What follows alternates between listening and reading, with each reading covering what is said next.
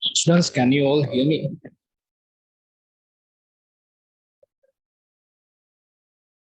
Can you all hear me?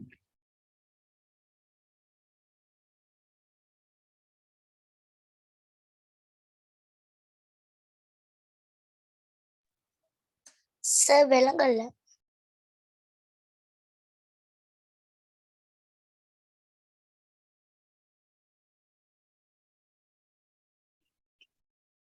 Right.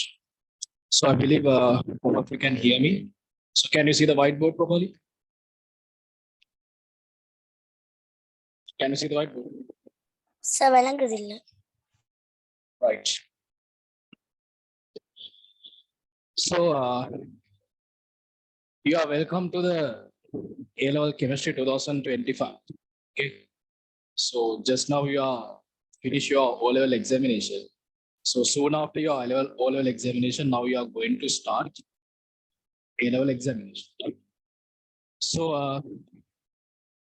this is my first day of online class for 25 batch. So first of all, can I know who are doing bio for A-level and who are planning to do bio and who are planning to do combined maths? So first of all, raise your hand who are doing biology. First of all, raise your hand. I want to know approximately how many of you are doing biology. Okay, good. So What? almost 20. Yeah, almost 20. Sir, what? Almost 23, 24 students are doing biology. So the remaining are doing combined maths. Okay, good.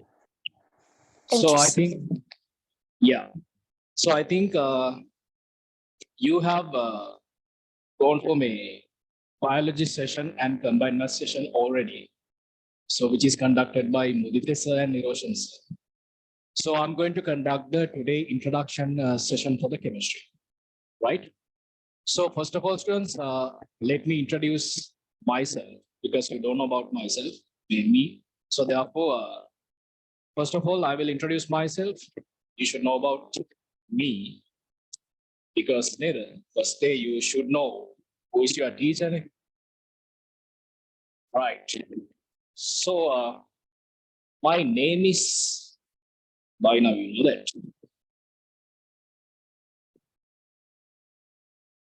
My name is Sandeep Prasad. Okay. So I'm doing tuition for 5 years. Soon after my A-level examination, I have started to do tuition. Tuition is my passion actually. Chemistry is my passion. So I'm graduated from University of Colombo, Bachelor of Science.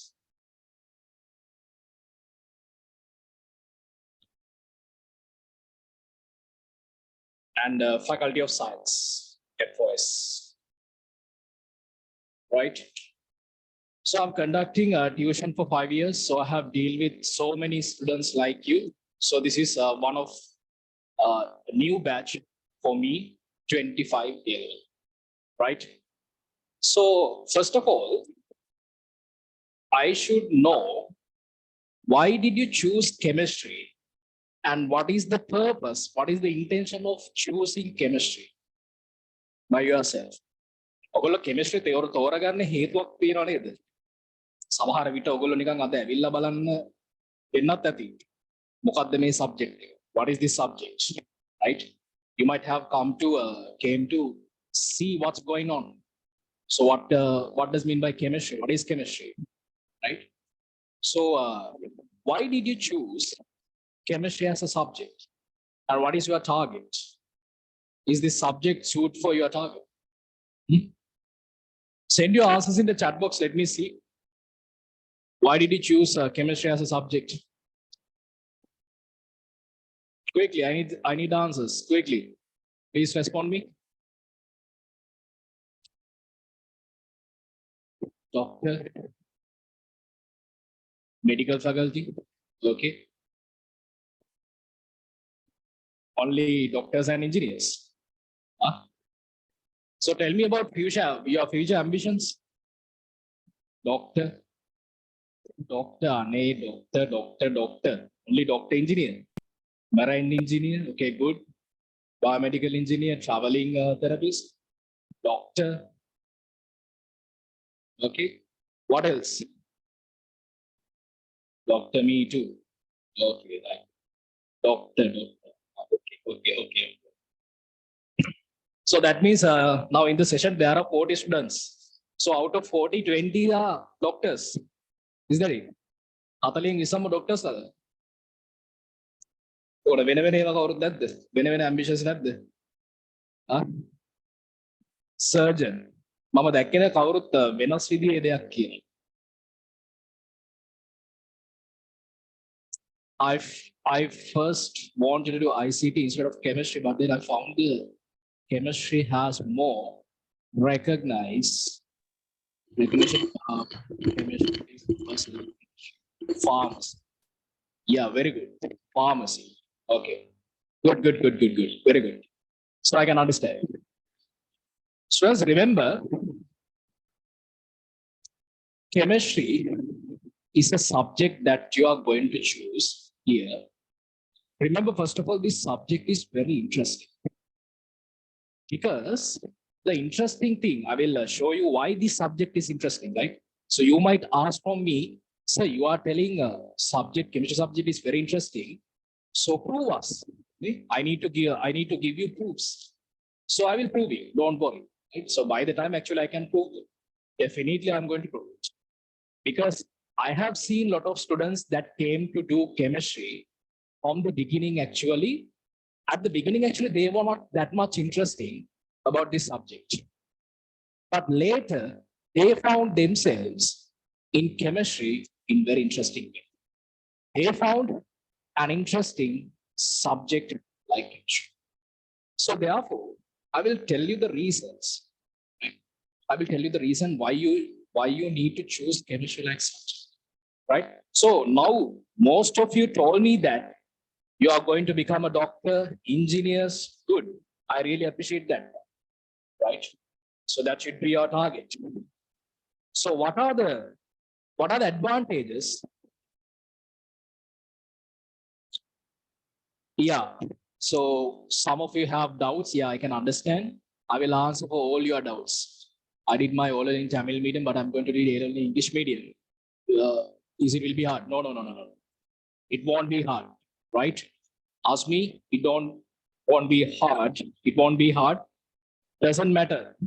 If you have done your O-level examination in Tamil medium or Sinhala medium or English medium is anyway okay. So Tamil medium or Sinhala medium. Sinhala මාධ්‍යයෙන් හරි දෙමළ මාධ්‍යයෙන් හරි කරා කියලා කිසිම ප්‍රශ්නයක් නැහැ. You have taken a wise decision to do chemistry in English medium. Try to understand. Because students, when you go for the university, you have to do all the studies, you have to do all the subjects in English. Right? So remember, you have taken a wise decision to do English medium chemistry. I really appreciate you. ඔයා සිංහල මාධ්‍ය උනත් ප්‍රශ්නයක් නැහැ, දෙමළ මාධ්‍ය උනත් ප්‍රශ්නයක් නැහැ, කිසිම අවුලක් නැහැ. ඉංග්‍රීසි මාධ්‍යයෙන් මේ සබ්ජෙක්ට් එක කරන්න තෝරගත් එක ගැන ඉතාමත් සතුටුයි. සහ ඒක තමයි හොඳම විදිහ. මම දකින විදියට. In my personal perspective. So therefore don't worry. So remember students, before we go for the subject, I will introduce my subject. And first of all, I will give you some path. Now, when I'm asking you, most of you told me that you want to become a doctor. Actually, I don't like to say a doctor because the correct term is not doctor.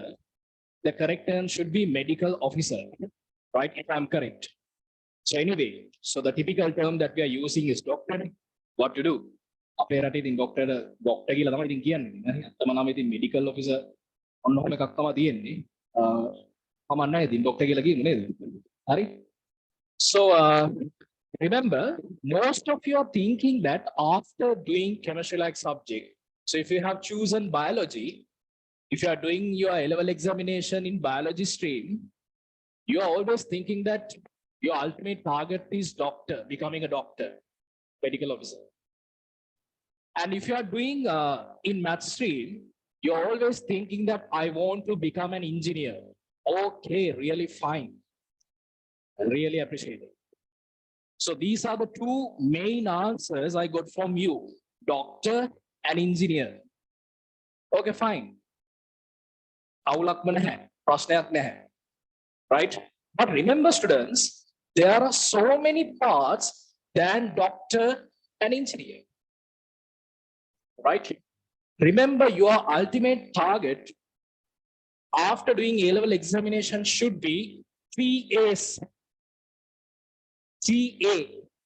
Okay. So this is the target, ultimate target, 3As. If you can get island rank, district rank, that will be really good. What about pilot? Yeah, very good. Really appreciated. Pilot, that's a good thing, right? If you are doing maths and everything, so that will be really good advantage for you. Remember, students, not only doctors and engineers. And one more thing, the reality is all of you won't become engineers and doctors. When I'm doing A-level also, right? I did my A-levels in 2018. So when I'm doing A-levels also, I thought that I would become an engineer. My target was engineer, but I couldn't go for that target. But I went for a different target. I found very interesting myself in that. What is that one? Teaching chemistry. So I'm going to include here, teaching. Why? Teacher? Fine, right? That's a good target. I didn't see no one is saying teacher. So I want to become a teacher. I want to become a chemistry teacher. I want to become a chemistry professor. No one told me. No one told me, right? No one told me, sir, I want to become a scientist. Why is that? Why can't you become a scientist? Don't you have that confidence? No one told me that I want to become a scientist. No one told me I want to become a teacher or professor, chemistry professor, right? No one told me I want to become a pharmacist.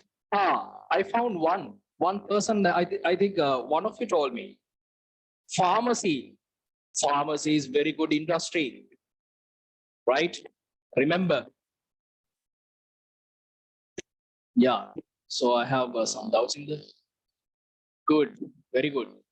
So some of you are telling biochemist. Yeah. After doing chemistry, you can become a chemist. Chemist කියලා කියන්නේ රසායනඥයා කියන එක. Chemistry subject එකේ වැඩෙක්. Chemistry subject එකේ ප්‍රවීණෙක්. Chemist. Right? If you are doing biology with chemistry, you can go for biochemist.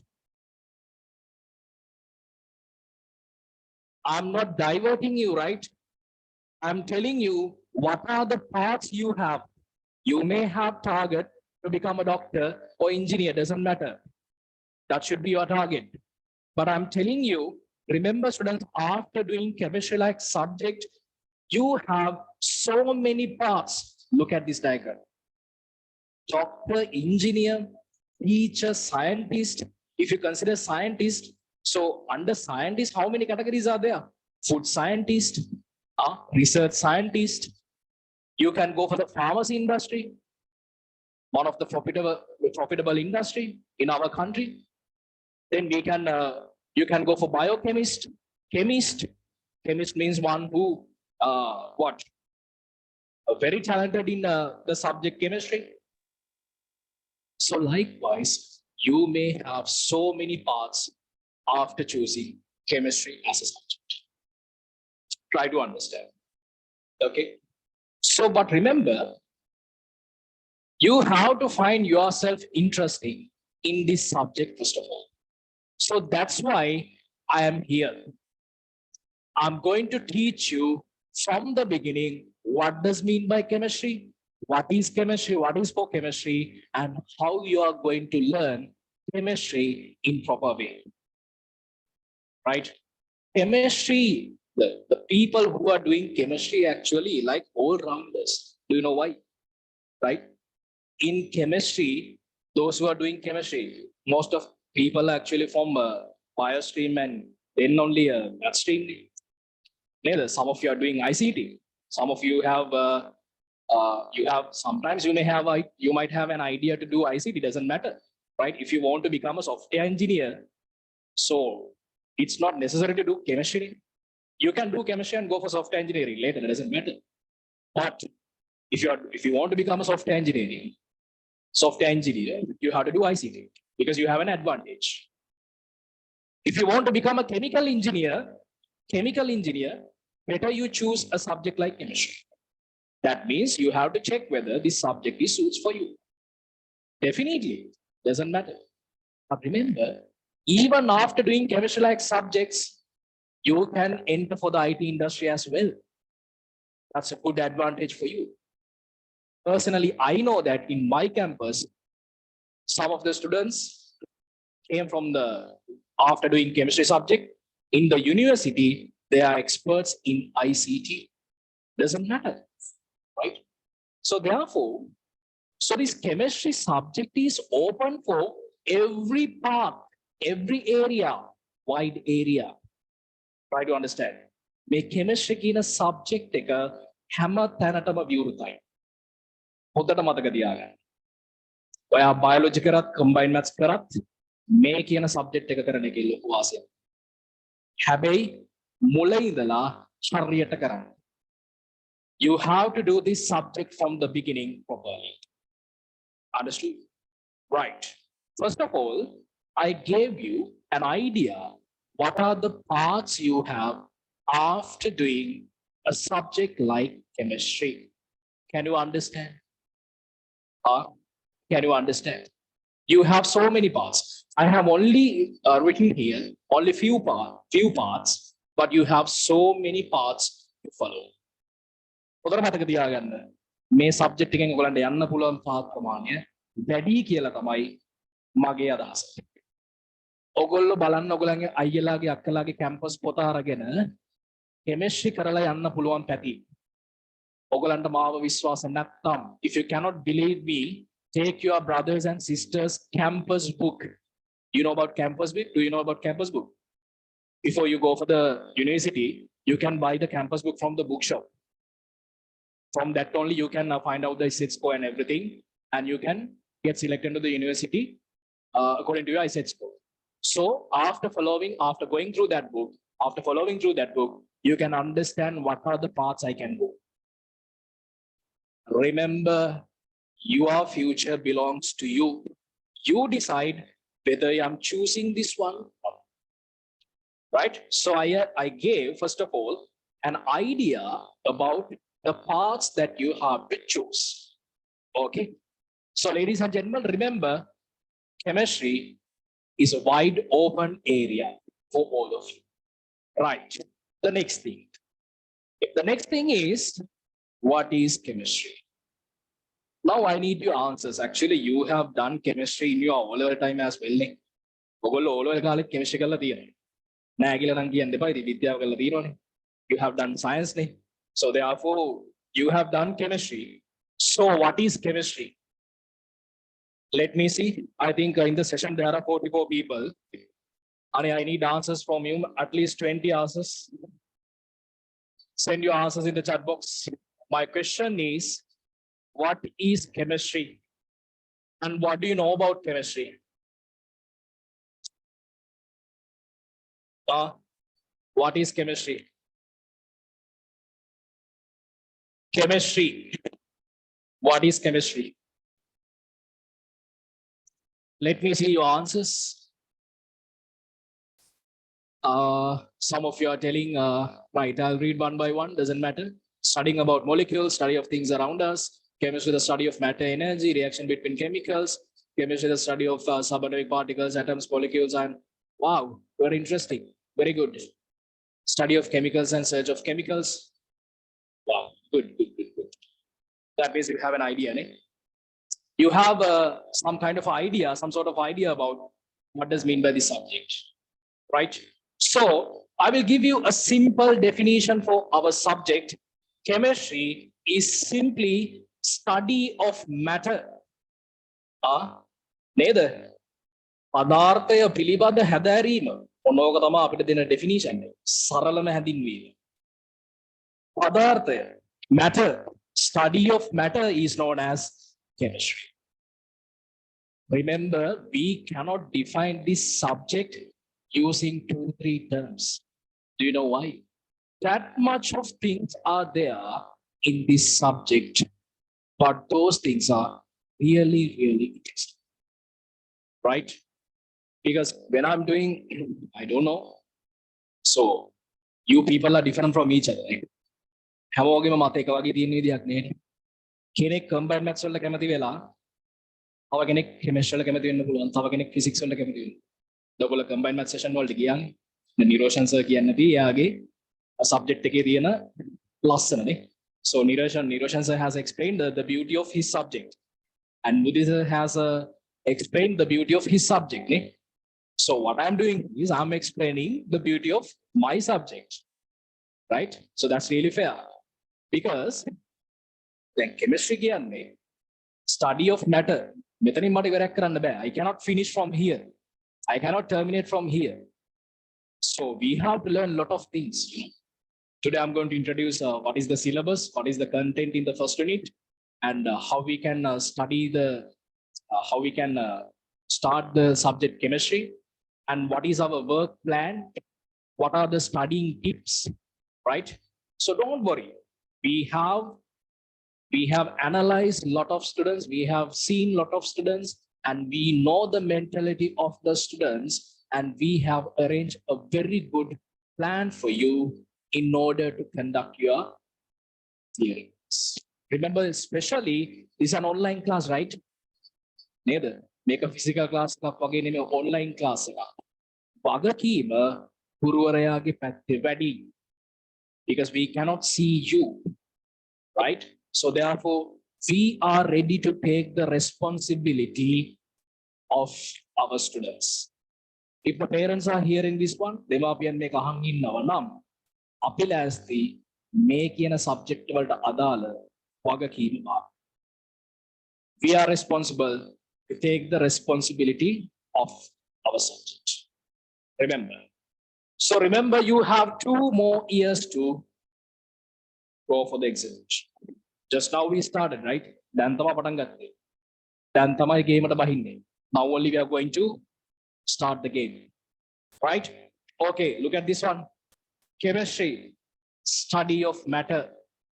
Remember, students, when we talking about the subject chemistry, study of matter, I just simply told study of matter, but we can give very nice definition, very fascinating definition for subject, but simply I will tell you study of matter, right? And I'll explain this one further in order to understand this one. I'll take in this way. What is that? Let me take our universe. Let's assume our universe. පොඩක් හිතන්නකෝ අපේ විශ්වය ගැන. විශ්වය. Universe. Universe means everything is included, right? Universe. Universe. Universe means everything is included. So I'll assume that everything inside this universe can be divided into 2 parts, right? I can divide everything in the universe into 2 parts. Got it? The first one is matter, padartha. And the next one is energy, shaktiya. Padartha sa shaktiya. Matter and the energy. Everything in the universe I'm going to divide into 2 parts, matter and energy, right? Just now I told you that chemistry is the subject, okay? 2 black holes belong to matter, sir. Black holes. So let's talk about the black holes later, right? Okay, because first of all, we have to study of the basic things, right? We cannot tell that black holes can be categorized under matter or energy, that's very complicated. Let's discuss that one later. First of all, let's learn the basic things, right? Matter and the energy are the two particles that I'm going to assume. In the universe, all the particles, all the things I am going to divide under two things, matter and the energy. You know that matter means physical things. Matter means physical things, right? You can see the matter. You can touch the matter. So that's why I wrote here physical things. And what does mean by energy? Energy means non-physical things, right? Non-physical things means you cannot touch, right? You cannot touch. Sometimes you cannot see. Physical things and non-physical things, matter and the energy, right? I told you that chemistry is the subject where we're talking about the physical things matter. Physical things matter, right? Very simple. Chemistry is the subject that we are talking about the matter. How that matter is made, what are the particles inside the matter, what are the subatomic particles. By now you know that there are 3 subatomic particles inside the matter. What are the 3 subatomic particles, as you know? What are the 3 subatomic particles inside the matter? You know that one. You have learned this one. Today we are going to learn that one. We are going to summarize. We are going to discuss some basic concept that you have to. Yeah, the answers are correct. Good. Protons, neutrons, and electrons. So these are the subatomic particles. But remember, there are further subatomic particles. Moreover, we are not going to discuss those things under our syllabus, but you should have an idea. So remember, as I mentioned you, study of matter. But remember, I'm going to extend our definition in this way. I'll tell you why I'm going to extend this definition.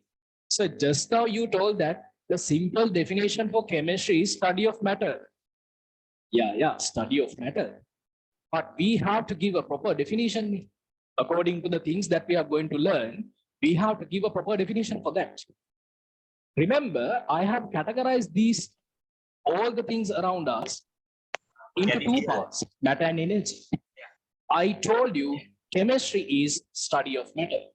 Now I'm going to tell you that chemistry is the subject that where you are going to study the matter and the connection between matter and the energy. Understood? Chemistry is the subject where you're going to learn about matter and the connection between matter and the energy. So that means matter, energy, both are different. Yeah. That's why I have categorized these two under 2 different things. හරි විශ්වයේ තියෙන සියලුම දේවල් අරගෙන මම කොටස් දෙකකට බෙදනවා. හරි පදාර්ථය සහ ශක්තිය. කෙමිස්ට්‍රි කියලා කියන්නේ පදාර්ථය පිළිබඳ හැදෑරීම. හරි ඒ විතරක් නෙමෙයි, right? We are going to discuss about the energy, the connection between matter and the energy. Chemistry is the subject where you are going to learn about matter as well as the connection between matter and the energy. So, if chemistry is the subject is study of matter, why we need to talk about energy? The reason is there is a huge connection between matter and the energy. Do you know why? The reason is in our syllabus, unit number 5. Unit number 5 is energetics. Energetics. When you look at the term energetics, you can find out the term energy. Energetics, this term originated from energy. That means in chemistry subject, we have to talk about energy as well. Not only the matter, right? We have to talk about energy as well. For example, I will explain you this one, right? Try to understand. This is very simple. Let me consider one of the basic reaction that you have learned in your O-level time. Sodium hydroxide is reacting with HCl in the aqueous medium to produce sodium chloride and water. So this is also in the aqueous medium, water liquid. Can you remember? Ladies and gentlemen, can you remember these reactions you have learned? Can you tell me, one of you, what kind of reaction is this? This reaction can be categorized on, under which type? Can anyone tell me? Wow, very good. Good. Yeah, correct. Good. I'm getting answers. Exothermic reactions, redox reactions, neutralization reactions. Oh my God. Double displacement. Okay. Good. Right. But the expected answer is what? Neutralization reaction. Sodium hydroxide. What do you know about sodium hydroxide? Sodium hydroxide can have done. Sodium hydroxide. What do you know about sodium hydroxide? Sodium hydroxide is a strong base. Neither. Strong base. Bases are the compounds which are providing OH minuses to the medium, in the aqueous medium. HCl, HCl is an acid. Acid means the one who providing H plus cations to the medium. So acid and base both are reacting together in order to form sodium chloride salt, and water is definite byproduct. So this is a neutralization reaction. Yeah, this is a reaction between strong acid and strong base. Yeah, very correct. So what I'm going to prove here is actually, this is neutralization reaction taking place between strong base and strong acid. So you are really good actually. Some of you told me that this reaction is exothermic reaction. I really appreciate that answer, because exothermic reactions, endothermic reactions you have learned in your O-level time as well. Later, you have learned what does mean by exothermic reactions and endothermic reactions. What does mean by exothermic reactions? What does mean by endothermic reactions? What does mean by endothermic reactions and exothermic reaction? So this reaction, sodium hydroxide HCl, is endothermic or exothermic? Tell me answers quickly. Sodium hydroxide, is it endothermic or exothermic? That's an exothermic reaction. Remember students, exothermic reaction එකක් කියන්නේ එළියට heat එක දෙනවා. එළියට heat එක පිට වෙනවා. Thermal energy release to outside. So those reactions are known as exothermic reaction. When you go for the chemical lab, you can see there, when sodium hydroxide and HCl both are reacting together, what will happen? Heat energy, thermal energy releases, right? In that area, right? Whatever the glass we are using there, can be flask or anything, beaker or whatever, thermal energy releasing to the outside. So this reaction, I can complete this reaction by adding this symbol. This is heat. Remember students, I'm explaining you the connection between matter and the energy, right? I told you that sodium hydroxide reacting with HCl to produce sodium chloride and water, this is exothermic reaction, and heat is releasing as the thermal energy. Can you see here? I told you that heat is thermal energy. Thermal energy. So sodium hydroxide HCl, what are those things? So these things are chemical compounds, none other than matter. Matter. See the relationship between matter and the energy. Neither. Even though that I have divided this everything around us into two parts like matter and energy, right? We can see the connection between the matter and the energy. right? So please, why is this exothermic? Remember, students, we have two type of reactions: exothermic, endothermic, right? Sorry. Exothermic means these chemical compounds are reacting together in order to, so they are releasing the heat energy. After this reaction taking place, they are releasing heat energy. If they are releasing heat energy, thermal energy, we can consider that one as exothermic reaction. Endothermic reaction means they are absorbing the energy. They are absorbing the energy from outside. Try to understand the difference between exothermic and endothermic. You have learned this one in your whole. But don't worry, again, you are going to learn this one from the beginning. Okay, don't worry. You have a topic known as energetics. In that topic, we have a subtopic known as enthalpy. Enthalpy? Have you heard about the word enthalpy? I don't know whether you have learned this one in your O-level time, but don't worry, we are going to learn.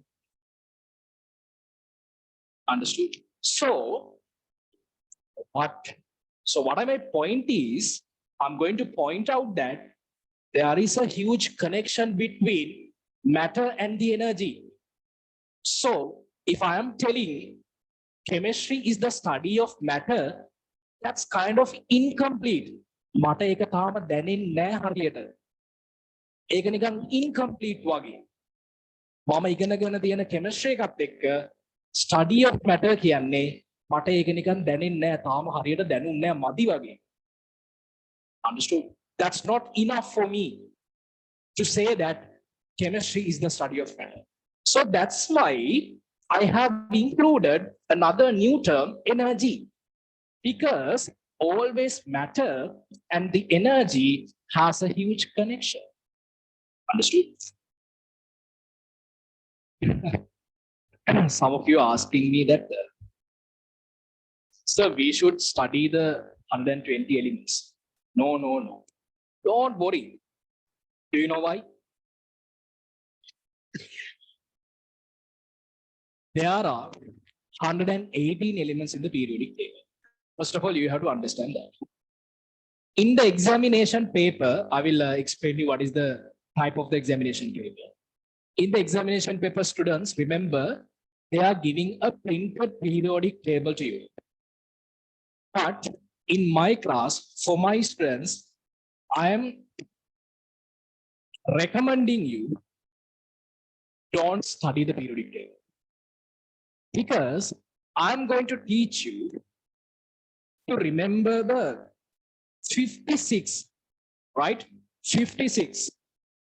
56 means almost half of the elements in the periodic table. I'm going to teach you in the first unit, very first unit. Okay? So in the next week, you will get the tutorials. For those who are going to register for my class, they will get the tutorials. I will send the tutorials through the post. You have 3 tutorials for the first unit, part 1, part 2, and past paper questions. So this is the past paper question tutorial. So I have sent you the PDF as well. So this is the past paper question tutorial for you. Okay. So therefore, I will send you. Remember, you don't have to remember the periodic table, because one of you asked me. Now I know that most of you have a lot of doubts.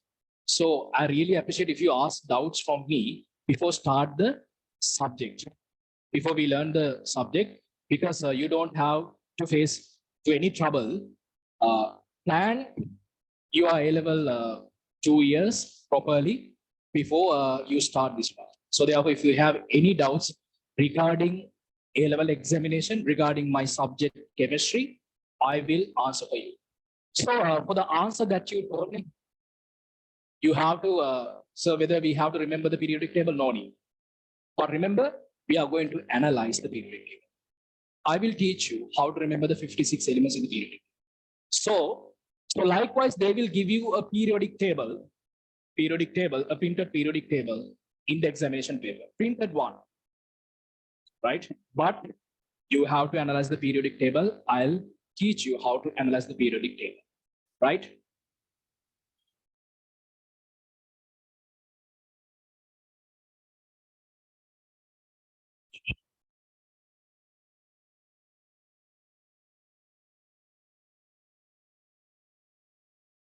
I think you have a lot of doubts here.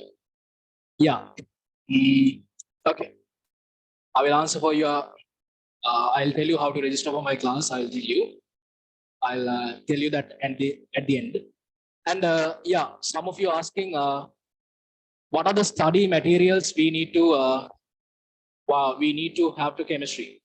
So remember, students, study materials. So those who are sending, those who are registered for my classes, actually, first of all, they have to join for the WhatsApp group. So the WhatsApp group, I will send you the study materials. So if you want to download the study material, go for the NIE website. Okay, what is the website? NIE, National Institute of Education, NIE website. Go for the NIE website and download the resource books for biology, physics, chemistry. I think for combined maths also, I think there will be resource books. So first of all, please download the resource books, because you can parallelly go through the resource books and the teaching materials that we are providing. So our teaching material, so you can really understand what we are learning. You can have a proper idea. Ne? Hari, NI website එකට යන්න අග්ගාලා ගිහිල්ලා භාගත කරගන්න study materials ටිකක් තියෙනවා. ඔයගලන්ට ඒවට කියන්න වෙන්නේ resource book කියලා. Resource book එක තමයි ගොඩක් school teachers ලා use කරන්නේ. Most of the school teachers are using the resource book. Okay?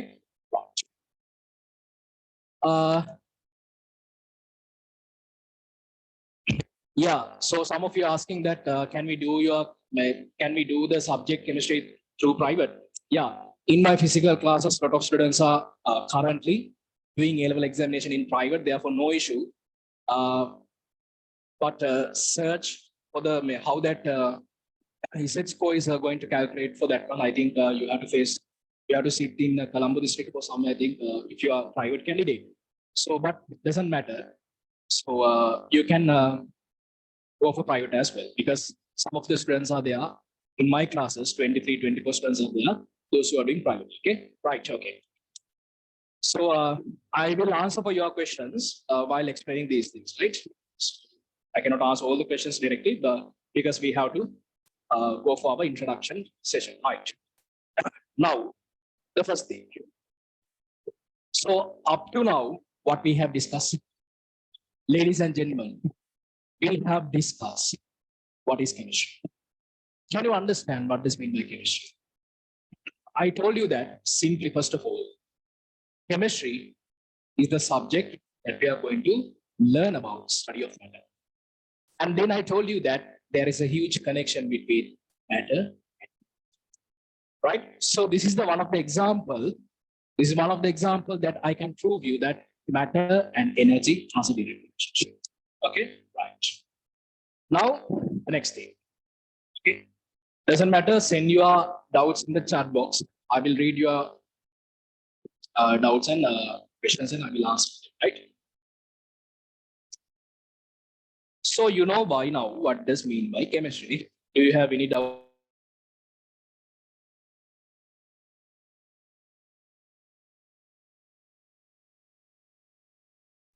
Do you have any doubts regarding that? What does mean by chemistry? I think you don't have any doubts regarding it. That's very simple. Right. So, ladies and gentlemen, now let's go for our syllabus. Right. What we have to learn. So now you told us what does mean by chemistry, and you gave us a definition. Okay, fine. Now, can you explain us what we have to learn in our subject chemistry? Yeah, that's what I'm going to explain. First of all, you have to remember, okay, you have to remember our subject chemistry can be categorized into several parts. Okay, so this is, I'm talking about our chemistry syllabus, right? So GCE, General Certificate Education A-level examination, chemistry, chem. Normally we are telling chem, right? Chemo is nothing, okay? Chemo is nothing. දෙයක් නැහැ. පට්ටලේසි හරි. Subject එක හරියට කරගන්න ඔළුවට දාගන්න මේ වගේ එකක් නෑ.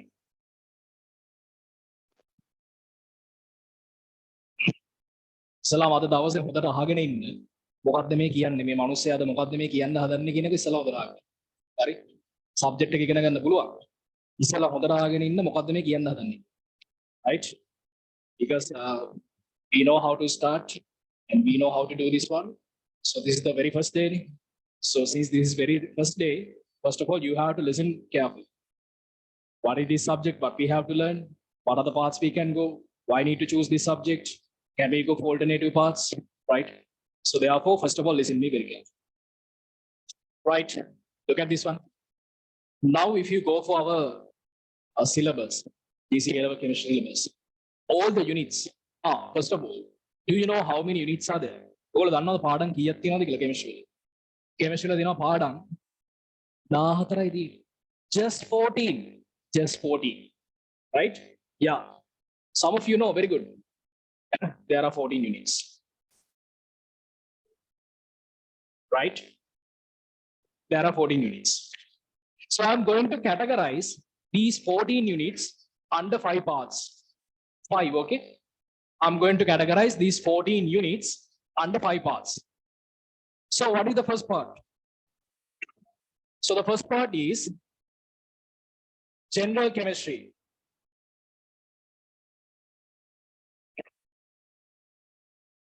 Okay. Sorry. And what is the next one? Next one is physical chemistry. General chemistry කියලා කියන්නේ සාමාන්‍ය රසායන.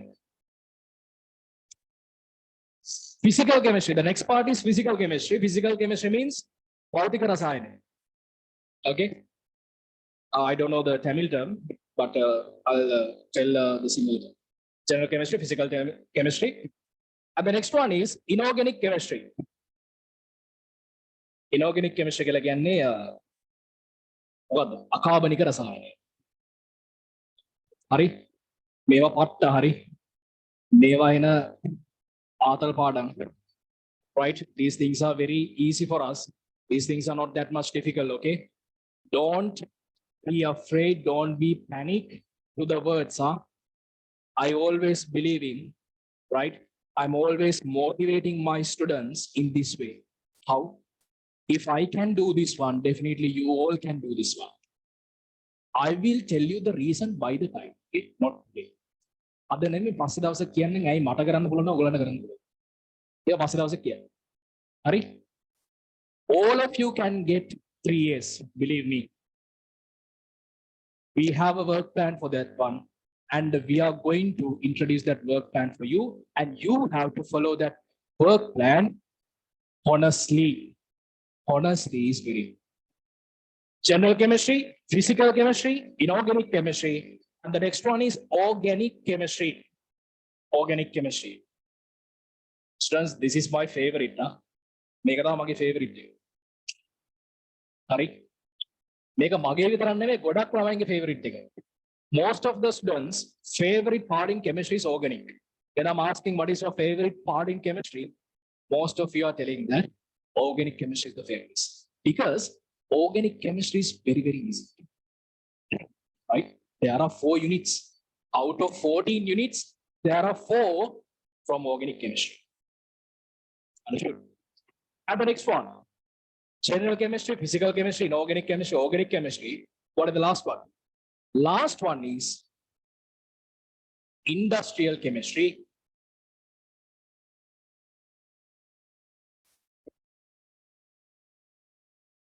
I'll write together. Industrial and environmental chemistry. Okay. So this is the next part. Right? So what are the 5 parts we have to learn?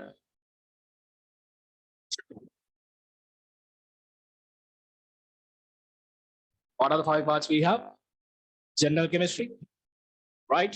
Physical chemistry, inorganic chemistry, organic chemistry, industrial and environmental chemistry. So parts you can categorize these 14 units under these 5 parts. You can categorize these 14 units under these 5 parts. General, physical, inorganic, organic, industrial and environmental chemistry. Remember, there are so many parts, right? So these are the parts that we have to learn. When you go for the chemistry,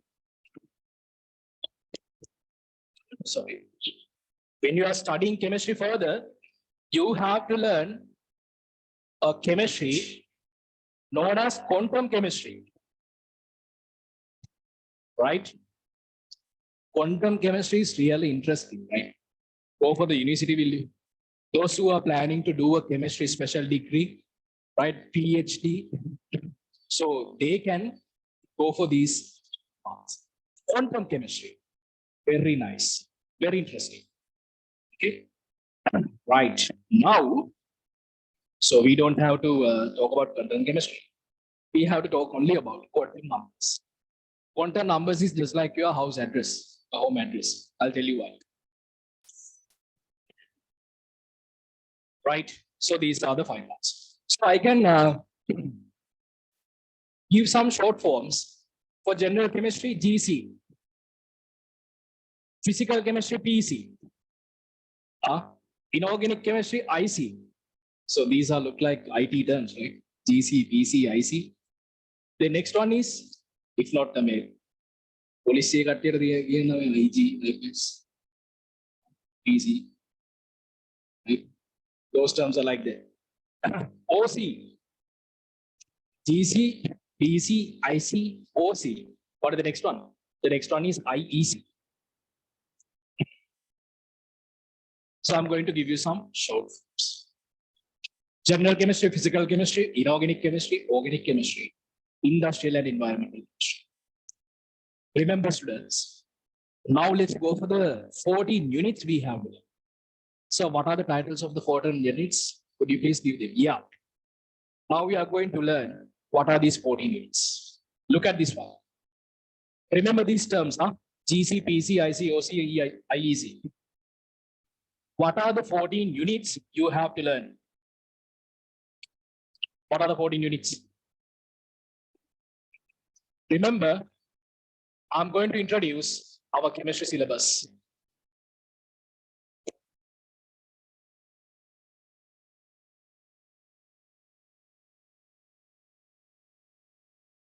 Fourteen units. Right? The first unit, unit number 1, is atomic structure. Okay, so this is the first unit. Second unit is structure and bonding. Second unit is structure and bonding. And the third unit is chemical calculations. If we have time, let's do some calculations today as well. Some basic calculations. Number 4, gaseous state of matter.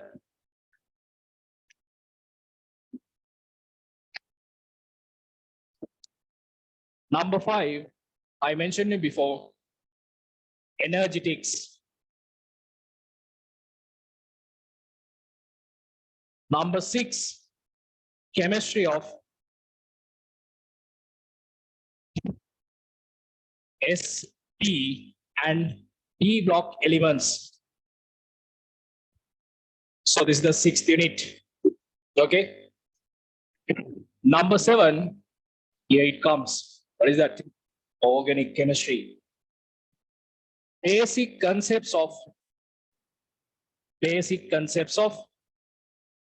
organic chemistry. If you have a book, write down these things.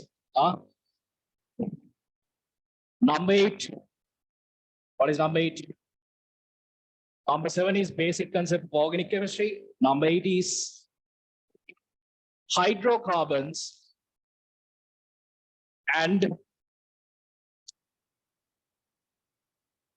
halohydrocarbons. Don't worry about these terms. I think you have learned about hydrocarbons before, right? Number 9, oxygen containing organic compounds.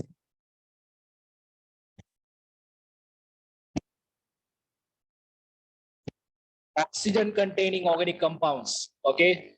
So this is number 9. And number 10, nitrogen containing organic compounds. Nitrogen containing organic compounds. Right? I don't have enough space to write down remaining 4. I'll write down those 4 later. Let's see how we can categorize these units for the major parts that I taught you. Right? Sorry. First unit, second unit, and third unit comes under general chemistry, GC. Gaseous state of matter, energetics. Both the units are coming under physical chemistry. Chemistry of SPD block elements, completely inorganic chemistry.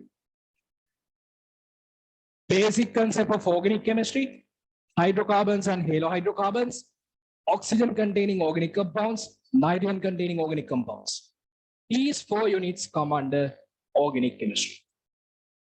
Right? So these are the only 4 units we have to learn under organic chemistry. Remember. Okay? Can you see that one? How I can categorize these 10 units, first 10 units under the major topics? I think you got it, right?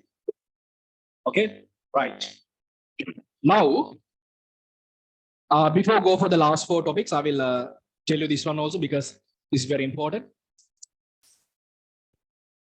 Remember, students, when you go for the school, right?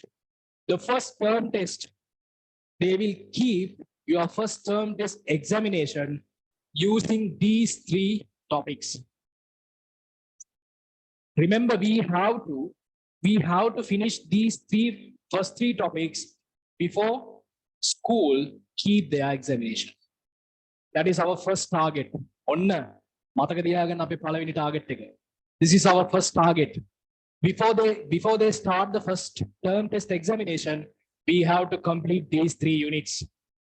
I already have planned for that one, right? We have already a plan for that one, right? Okay. So therefore, try to understand. We have to cover these 3 topics very quickly before the school keep their term test examination. Understood? General chemistry, atomic structure and bonding, chemical calculations. By the next week, you will get the 3 tutorials regarding this atomic structure. I will let you know about my work plan also after discussing the structure of the paper, right? Now, gaseous state of matter, energetics. Both of the units are coming under physical chemistry. Chemistry of SPD block elements coming under inorganic chemistry. Here we have 4 organic chemistry units. Try to understand. And what are the remaining 4? What are the remaining 4? Number 11.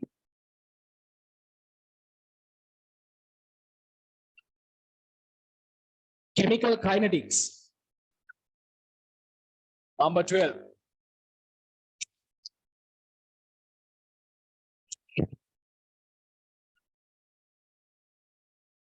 Chemical equilibrium.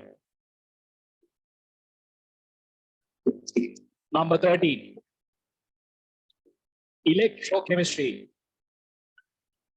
Very easy. Last unit in your syllabus is industrial chemistry and environmental pollution.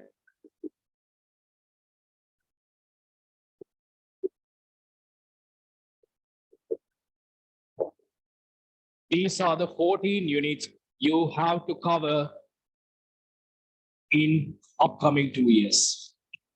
We have 2 years, ladies and gentlemen. We have 2 years. Okay. We have to cover 14 units. But don't worry, we have prepared the plan for that one. I'm going to finish the syllabus before 3 months, the examination. I'm telling you again, we are going to finish the syllabus before 3 months examination. Right? I cannot finish earlier than that because that's very difficult because we have to discuss a lot of things. In the final 3 months, we are going to discuss full papers. Right? I will tell you what to do and what is our work plan to get capital A. Right? First of all, can you understand the syllabus? What are the 14 units you have to discuss? Yeah, we can classify these four units, right?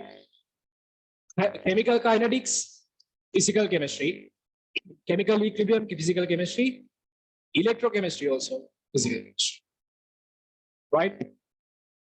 Remember, is industrial chemistry and environmental pollution coming under IEC, I told you. IEC. Okay? Okay, Nether.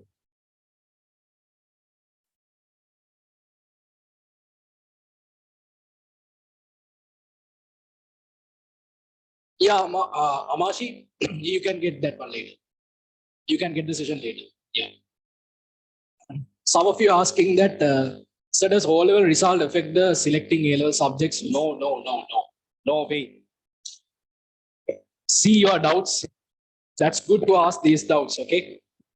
I really appreciate if you have these doubts, please ask me, right? So one of you asking that, that's a good question, whether the O-level result is affecting to the A-level subject choosing. No way, right? A-level examination is new starting of your life. Remember, A-level examination is new starting of your life. Now you are a newborn baby for the A-level examination. Start from the beginning. But remember, if you don't work hard, you cannot go for your target. Right? I will help you. I will help you. I will give you the work plan for that one. Follow that work plan, go through that one. Definitely you can achieve the target. Don't worry about your O-level examination. So don't worry about the things that others are telling, right? Your parents are telling, don't do this one, do this one. හරි අම්මලා තාත්තලා බල කරනවා නම් මේක කරන්න අරක කරන්න කියලා එහෙම නෙමෙයි. ඔයාට කැමති දේ කරන්න. ඔයාට පුළුවන් කියලා හිතන ඔයාට ගමනක් තියනවා නම් ඔයා කැමති දේ කරන්න. කවුරුත් කියන නිසා කරන්න ඕනේ. මම කියන නිසාවත් ඔයා කෙමිස්ට්‍රි කරන්න ඕනේ නැහැ. හරි? ඔයාට කැමති නම් කෙමිස්ට්‍රි කරන්න පුළුවන්. හැබැයි මතක තියාගන්න කරන දේ අපි හරියට කරමු. Let's do whatever we are doing in proper way. Okay? So that's our thing. Right. So don't worry about oral examination result. That's not going to affect for your A-level lifetime.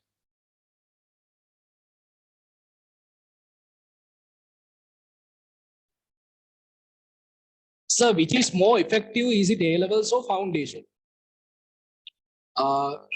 That depends on your target. So you're asking more effective is A-level or foundation? So that depends on your target. Tell me your target, I'll tell you what is it. What are SPD block elements? So SPD block elements means actually we can categorize the periodic table into 4 blocks. S block, B block, D block, and what? F block, right?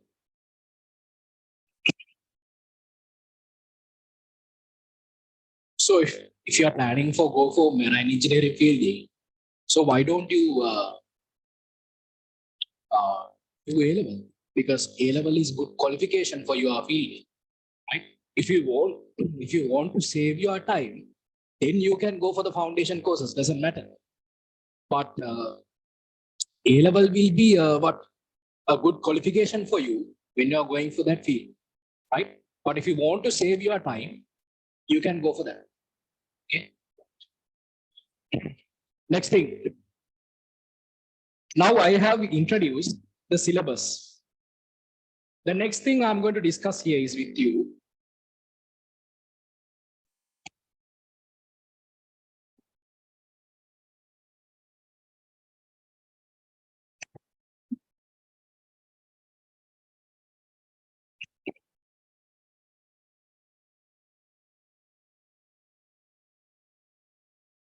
Structure of the paper.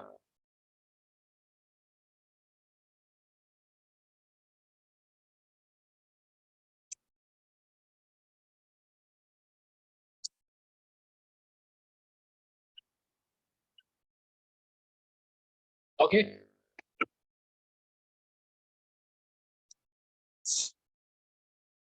I'm going to discuss the structure of the paper with you. What is the structure?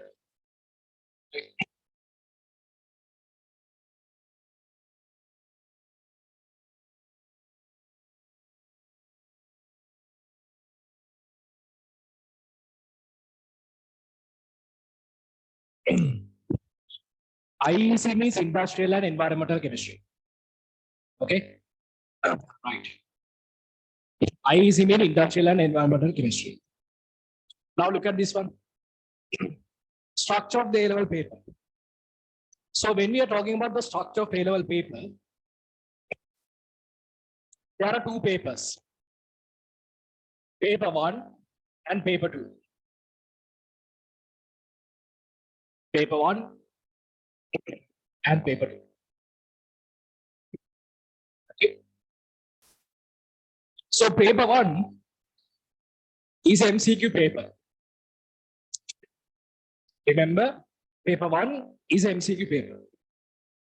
And paper 2 is structured essay and essay paper. So SC means structured essay and essay. Okay. So do you know how many MCQs are there? Do you know how many MCQs are there? Yeah, you are correct. Yeah, very good. You have some kind of idea.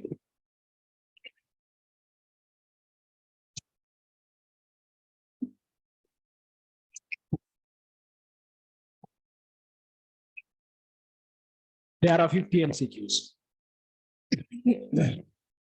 Remember, students, there are 50 MCQs. For your annual examination paper, there are 50 MCQs. Ne? Yeah, very good. In your O-level time, how many MCQs you had? In your O-level time, how many MCQs you had for the science paper? You had only 14. Eh? And how many options were there? Only 4 options were there. But remember, in the A-level paper, the paper 1 MCQ paper is containing 50 MCQs. How many options are there? 5 options are there. And remember, not only that, these 50 MCQs are different from each other. Because we can categorize these 50 MCQs first 30, that means 1 to 30, sorry, 31 to 40, and 41 to 50. Because the way they have given the questions are a little bit different. The way you have to choose the answers is a little bit different. I will teach you. Okay, when you are doing the questions, I'll teach you. So anyway, we have 50 MCQs with 5 options. So you have to choose one of the options. The marking scheme will be like this. 1, 2, 3, 4, 5 likewise. And you have to put a cross on the correct answer in this way. Okay, so this is the MCQ paper. So let's see what are the percentages. That means how many questions will come from the first unit, how many questions will come from the organic chemistry, how many questions will come from the physical chemistry. So likewise, we can talk about those things when we are talking about the each lesson, each unit separately. Okay, so remember, this is the MCQ paper. And the next thing is essay paper. Sorry. Next thing is essay paper. Essay and structured essay paper. When we are talking about the structured essay and essay paper, I forgot to tell you, students. For the MCQ paper, how much of time you will be given? MCQ paper. How much of time? Only 2 hours. Only 2 hours. But remember, MCQ paper is really easy. Definitely you can score more than 40 up to 50, 45. Easily. Easily you can score 40 to 45. That's the way most of the students are getting capital A for chemistry. That's the way I'm recommending for my students to get the capital A for chemistry easily. MCQ papering game agahan puluwa. MCQ papering go down puluwa. You can do the MCQ properly and you can get the capital A easily. Remember, mark my words. If you do your MCQ paper properly, definitely capital A for chemistry is sure for you. Sorry. The reason behind that is paper 2 is the structured essay and essay. Little bit hard. Not that much hard, little bit hard. Structured essay and essay. In the structured essay and essay paper, we have 4 structured essay questions.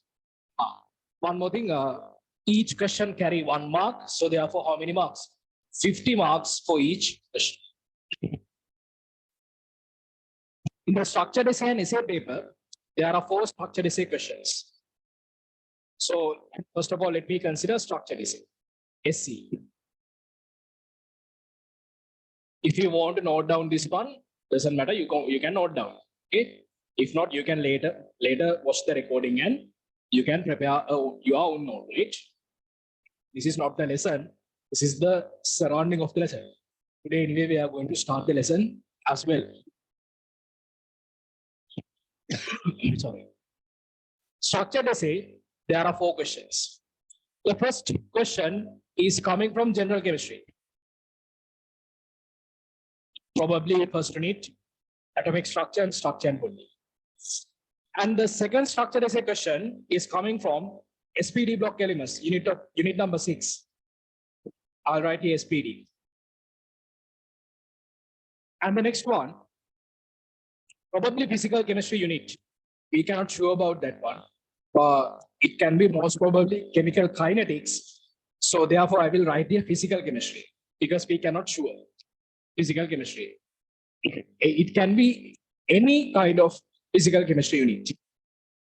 And the last structured essay question is completely from organic chemistry.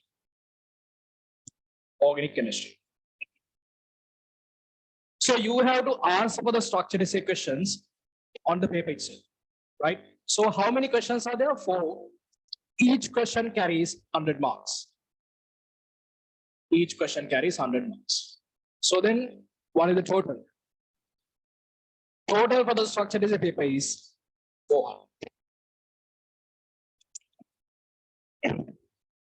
And the next one is essay paper. In the essay paper, we have part B and part C.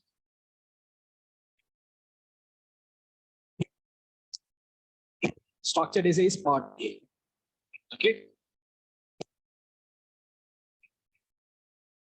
In the part B, we have 3 questions.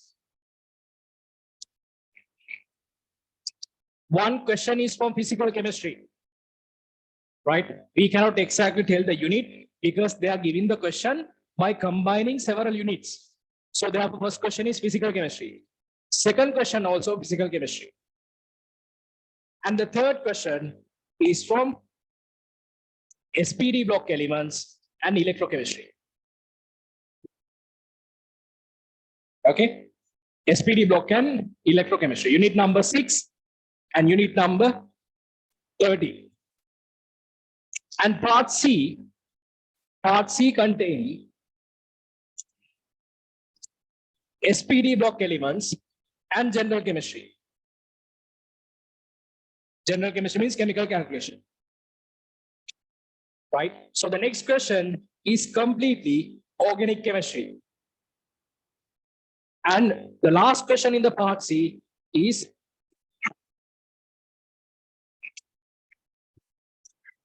sorry, industrial and environmental chemistry. Part C is completely from SPD general chemistry, organic chemistry, industrial and environmental chemistry. So likewise, we can categorize part B and part C in the essay paper. Remember students, each question in the essay paper carries 150 marks. 150 marks for each question. Oh my God. So that means how many marks can we score for the essay paper? How many marks, maximum marks we can score for essay paper? Sorry. Remember, we can score 1,000 marks. Do you know why? These 4 structured essay questions are compulsory. These 4 questions are compulsory. And in the essay paper, we have part B and part C. In the part B, we have to choose 2 questions, only 2 questions.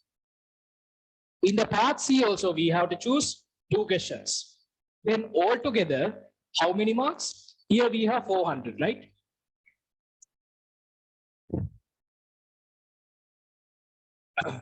In the essay paper, part B, we can choose 1 question, therefore 150. In the part C also, we can choose another question, 150. So then, what is the summation?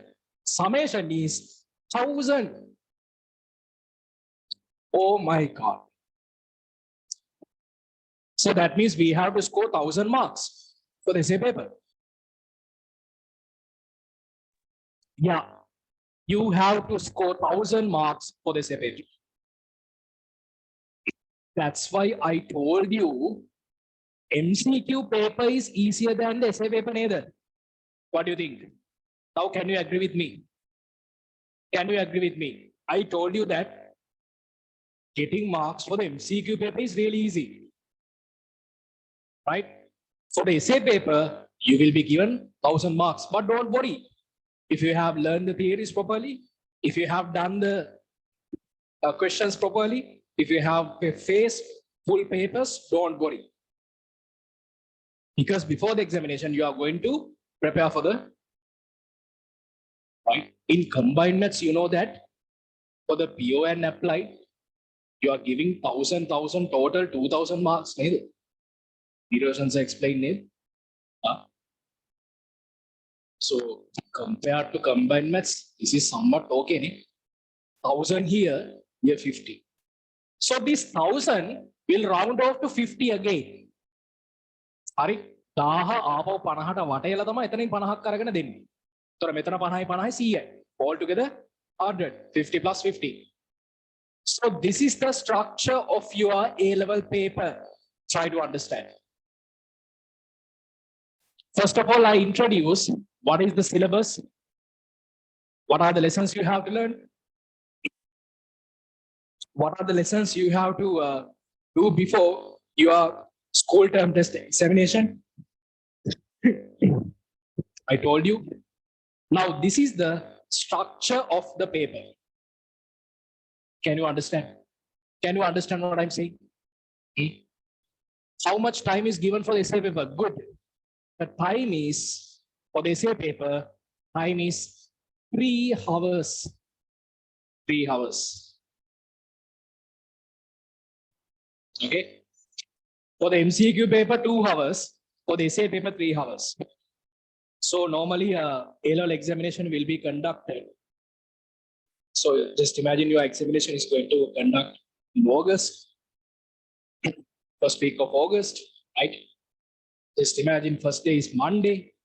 So Monday is combined maths, biology paper, first paper, and day after, that means not the next day. So day following next day, that means day after tomorrow, again you have the second paper. That means you have 1 day rest actually after the paper. After doing the first paper MCQ, you have 1 day rest. You don't have rest actually. You have to study for the paper two. Just imagine today we have the MCQ paper, right? Then paper two, essay paper will be conducted day after tomorrow. That means you have 1.5 days, okay, to study for the essay paper. So what is the time for structured essay questions? They haven't separated time for the structured essay because they are giving the structured essay and essay together. හරි structure එකයි දෙකම එකට දෙන්නේ. එතකොට මේ පැය තුන ඔයගොල්ලෝ මැනේජ් කරන්න ඕනේ essay එකටයි structured essay එකට. මම මේක කියලා දෙන්නම් මෙන්න මෙහෙමයි. This is the way you are going to do structured essay paper and essay paper both separately. We have 3 hours, right? If we have 3 hours, just think about this one, right? From the essay paper, how much of marks you will get out of 1,000? Out of 1,000, you will get 600 neither. Because I told you that from the part B, you have to choose 2 questions. From the part C, again, you have to choose 2 questions. Altogether, you have to choose 4 questions from the essay paper, which is worth 150. හරි ප්‍රශ්න හතරක් තෝරගන්න ඕනේ. ඒ ප්‍රශ්න හතරම worth 600ක්. 600. 4 essay questions are worth 600. So which one you should give the priority? Essay or structured essay? Essay, right? Can you understand? 600ද ලොකු 400ද? 600 තමයි ලොකු. Right?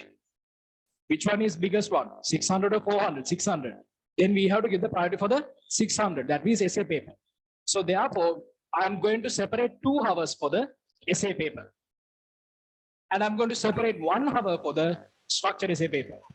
If I separate 1 hour for the structured essay paper, how much of minutes I will get for one question? 15 minutes. I will get 15 minutes for one structured essay question. And for the essay paper, I can separate half and half. Because one question is worth 150. Understood? So that depends on you actually. Okay.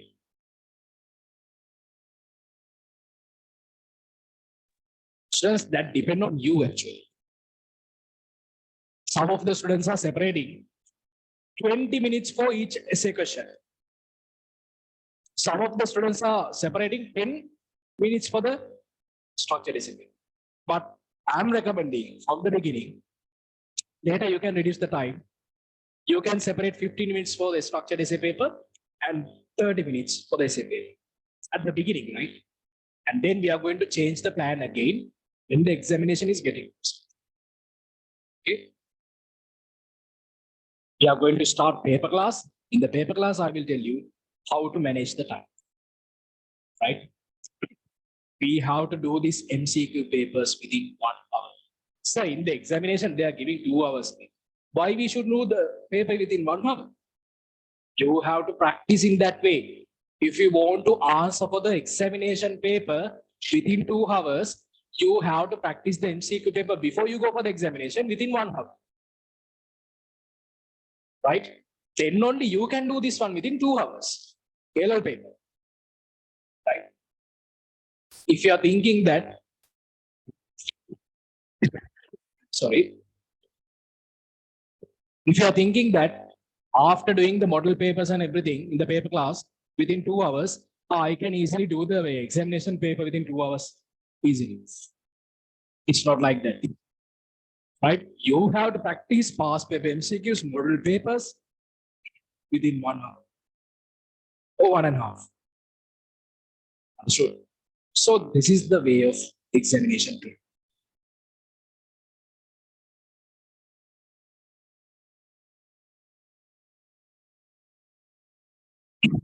Can you understand?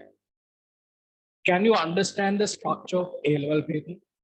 Do you have any doubts regarding structure of A-level paper? Anything you can ask me before I go for my work plan. I want to ask you what are the doubts you have regarding the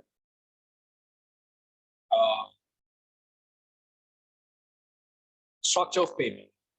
What are the doubts? Do you have any doubts regarding the structure of paper? No doubts. Okay, good.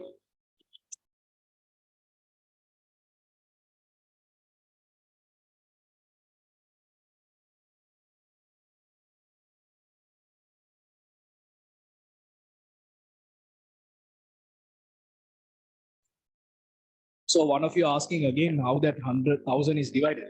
I told you, right? May there are 4 structured essay questions.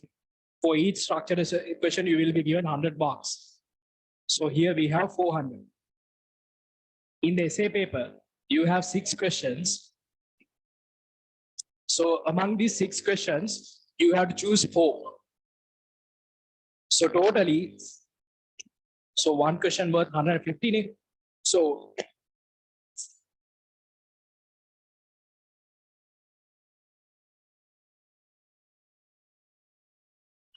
you want to take that one out of 100. So if it is 1,000, you have to divide. Just imagine you got 750 out of 1,000. Then how do you count off this one to the 100? For 100, you will have 75. And again, you have to take this one out of 50.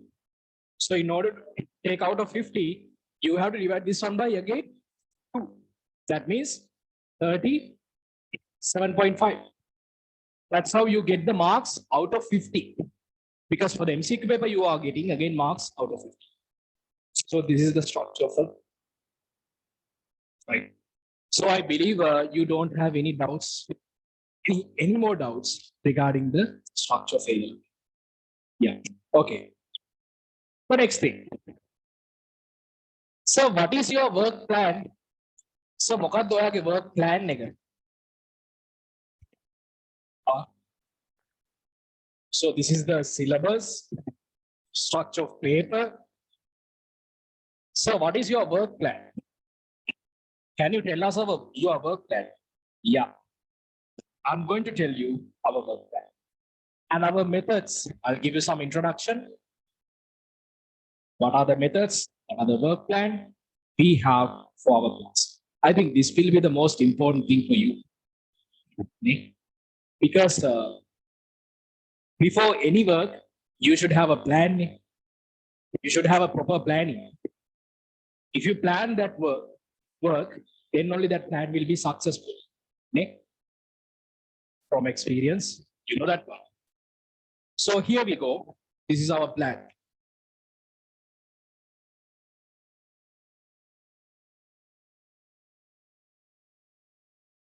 Look at this one. Look at this.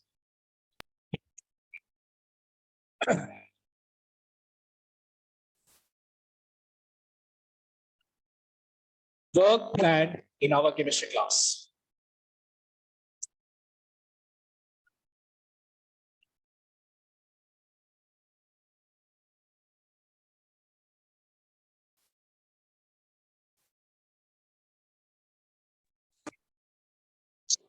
Okay.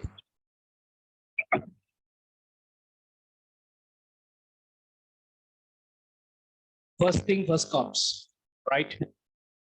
Number 1. Our first target is first term test examination that is going to conduct through your school. First term test examination. I'm always preparing my students for the first term test examination because this is the first impression that you get for your examination. Always the first impression should be a good one neither. If the starting is good, you can keep hopes and the end will be good. පටන් ගන්න එක හොඳ නම් පටන් ගන්න විදිය හොඳයි නම් අවසානයේ ගැන බලාපොරොත්තුවක් තියාගන්න පුළුවන් නේද? මැච් එකක් ගහද්දී පළවෙනි ඕවර් 10ට ලකුණු 100ක් විතර ගැහුවොත් ඊළඟ ඕවර් 10 ගැන ලොකු බලාපොරොත්තුවක් තියාගන්න පුළුවන්. ඊළඟ ඕවර් 10 තව ලකුණු 120ක් විතර ගහයි. ඔයගොල්ලෝ බලනවා IPL මැච් එක බලන්න නැතිනේ. T20 මැච් එක බලලා. ඒතර ඕවර්ස් 10ට ලකුණු 220ක් විතර වැදිලා. For 20 overs we will have 220 runs. Okay? If you score first 10 overs properly, you can keep a big target. So that's our first plan. First term test examination. For the first term test examination, you have 3 units, ladies and gentlemen. You have 3 units. Unit number 1, unit number 2, unit number 3, atomic structure, structure and bonding, and chemical calculations. We have to finish this one before finish this one in school. That is our first target. So we have to plan for that one. Right? For that one, we have tutorials. Already tutorials are prepared. Right? So in the tutorials, I will send you the tutorials for your hand by the post. Right? First of all, you have to register to our website, Teaching First Online Academy. Through the online academy, our class coordinator is there, Ms. Sanduri. So you can give the details for Ms. Sanduri, and I will ask the details from Ms. Sanduri, and I can send you the tutorials. We will send you the tutorials through post. Because in the class, you have to write down the notes. I'm going to provide you the tutorials while I'm telling you how to write. I'm not going to give you a lot of things to write, only important points. Because the most of the time you have to listen to me. Because I believe chemistry is not always memorizing subject.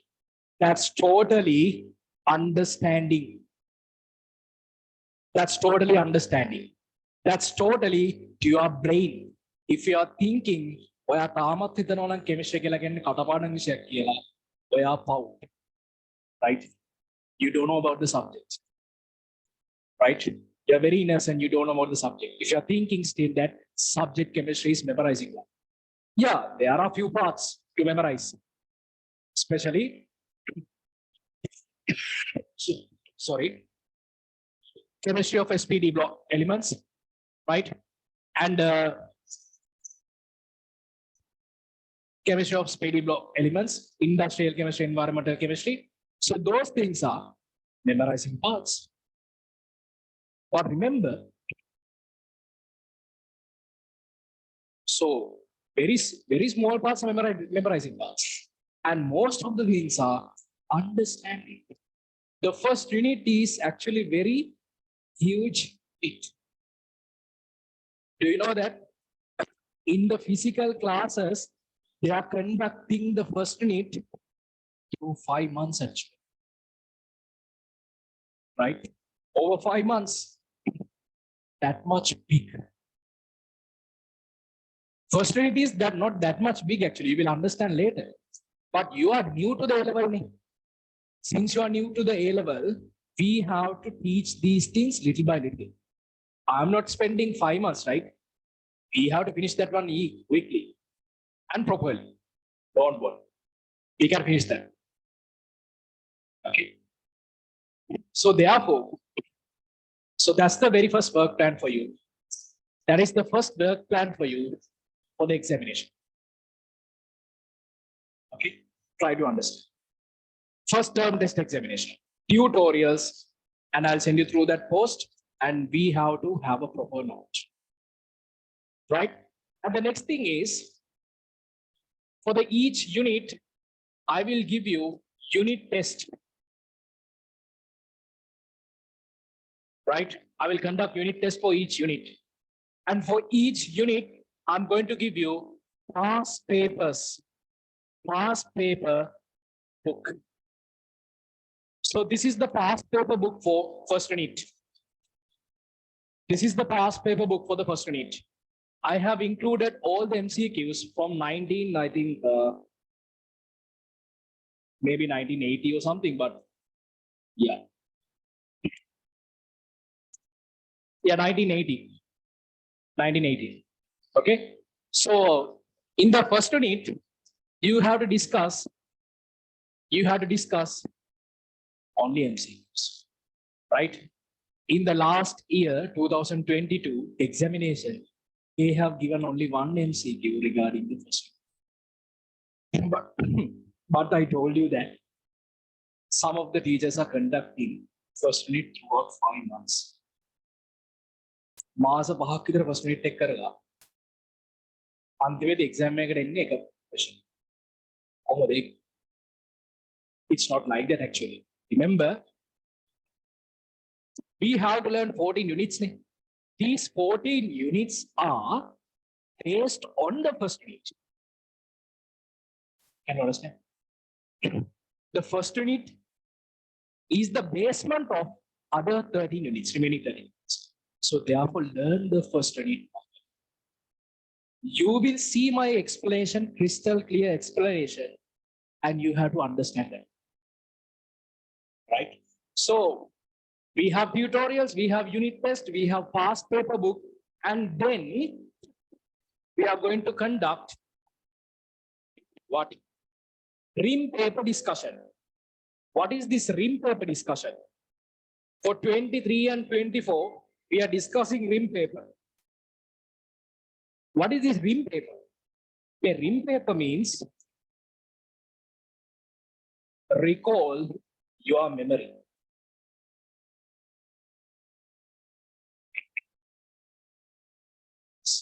Now you may wonder, when I'm telling that, sir, you told that in chemistry we don't have to study much. We don't have to memorize that much. So how we can do that, sir? How many theories we have? How many theory points we have to discuss? How many theory points we have to remember? You may wonder, what is that? Sir, make maths නෙමෙයිනේ. මේක physics නෙමෙයිනේ. කොහොමද මේ ඔක්කොම මතක තියාගන්නේ? Right? You may wonder. Sorry. Either you may wonder like that. So this is the option. Recall your memory papers. Right? We have discussed 23 papers for the 24 batch up to now. Okay? We have discussed 23 papers, rim papers, 23 rim papers for the 24 batch. Every week I'm conducting a paper discussion for you because I want you to make sure that your theory knowledge is precipitated in your brain. What does mean by precipitate? Precipitate කියලා කියන්නේ අවක්ෂේපයක්. What does mean by precipitate? Yeah, I'm using chemistry term. The knowledge should be precipitated in your brain and use that. That's why we should have this kind of a plan. Every week I'm conducting recall your memory paper. I'm starting this one after completing the first unit. Right? After completing the first unit only, I'm going to start this recall memory rim paper discussion. Because first of all, we have to discuss some MCQs. First of all, you have to learn the theories. So therefore, since we need to do some questions, some weighted questions, we have to finish the question. So until then, what we can do? Until then, we can do the first unit and we can do the do these past paper questions. Past papers are really important. So this is the preparation for the first term test examination. We have to finish this. So my plan is we have to discuss 20 rim papers before your examination. That's my plan. 20 rim papers means that's very good amount of papers. Okay.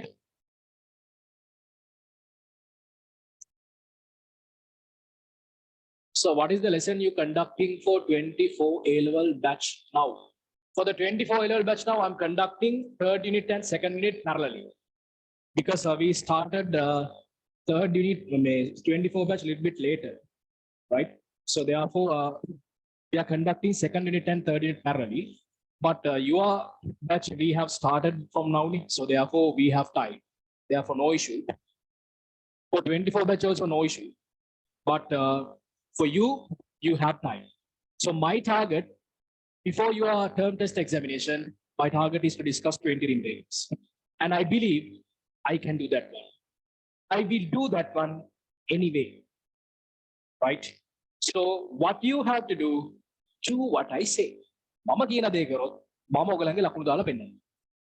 මතක තියාගන්න හොඳට මගේ ළමයි අපේ ළමයි teaching test එකේ ළමයි ස්කෝලවල වල වැඩ පෙන්නනවා. Right?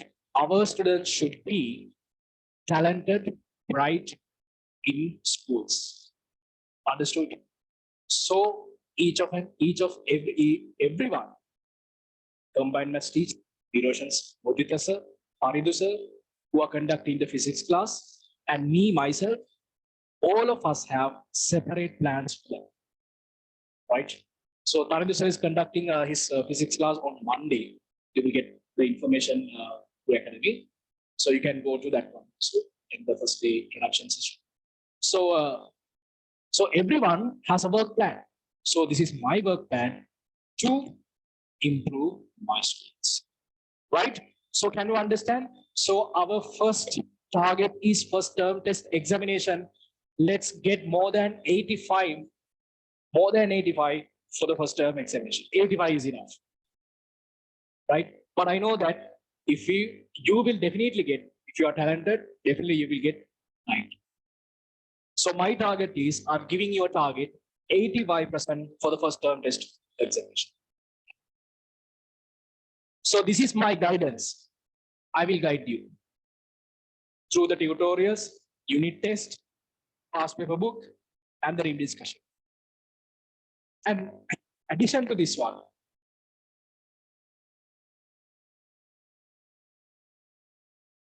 in addition to this, I'm planning a short notebook for each unit for my students, a pocket short notes. I didn't conduct this one for the 23 and 24, but each and every year we are improving. We have new ideas. We are giving new ideas for each batch, right? So therefore, for this year, I'm planning to make a short notebook for each unit. Let's see what will happen. Okay. So this is our work plan for our first target. And then likewise, we can continue further. Second term test, third term test, likewise, we can continue our progress in this way. Right? So our journey is a progress. අපි පරිපලක් නගින්නේ. අපිට ගමනක් තියෙන්න ඕනේ. අපිට progress එකක් තියෙන්න. මෙහෙම තමයි progress එක හදන්නේ. හිමීට. Right? Daily we have to do work. Understood? Honestly, if you can follow this work plan, definitely you can achieve these kind of marks. Finally, right, we are going to start our paper class before 1 year. Online paper class OPC, right? Before 1 year for the examination. That means if you are facing examination in 25, we are 25 August, we are starting our online paper class in 24 August. Now we are in 23 August didn't come yet. So we are going to start online paper class, right? So you have to write the papers, right? You have to write the papers. That means you have to attend for the session, online session, and turn on your camera and honestly try the paper, and we are going to discuss the paper as well. That's the way we are conducting online paper class. For this one, we have time now. Don't worry. We have almost 1 year for this one because we need to finish at least 5-6 units before this one. So then we can start the online class. The next thing, I told you that before 3 months for the A-level examination, we have to finish our syllabus. I'm going to finish that one before 3 months. I cannot finish this one that much earlier, only before 3 months. I'm very sure about this one, before 3 months. So 3 months is enough after covering the syllabus. 3 months is enough to do papers and to prepare for the examination. Quite enough, right? So in these 3 months, what we are going to do? We are going to do full-time papers. Full-time papers.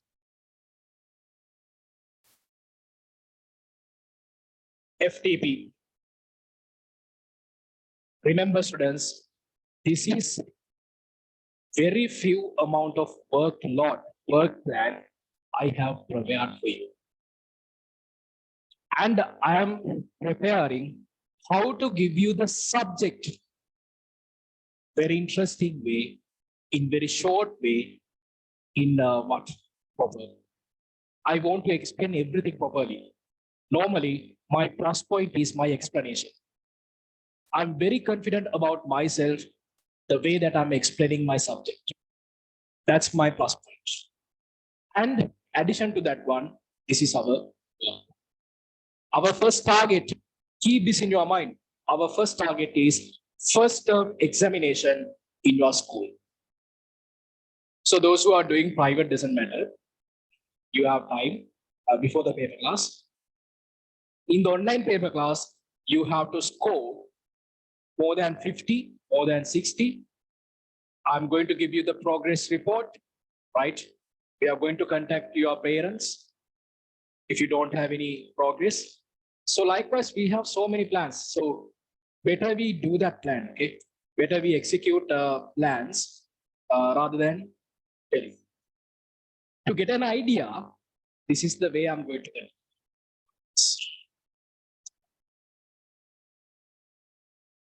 Okay. So this is our work. What are the doubts you have?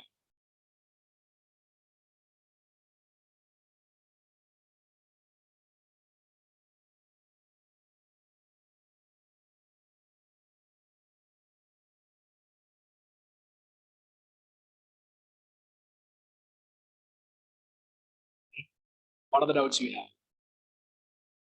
Will you provide recording? Yeah, definitely. For the online class, we have to provide the recording, right? Because this is not physical class. For sure, we have to provide the recording for the students. So is that an online exam via forms? OPC will be online examination.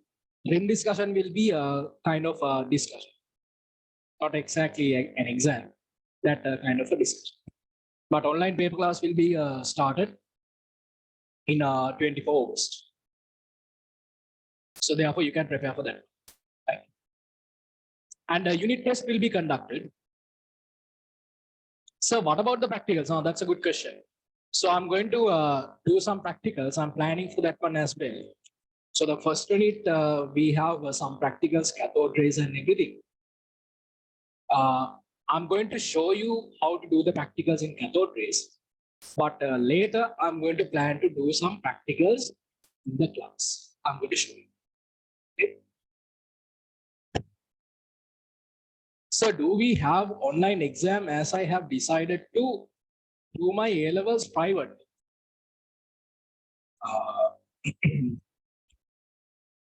Yeah, doesn't matter. You can attend both.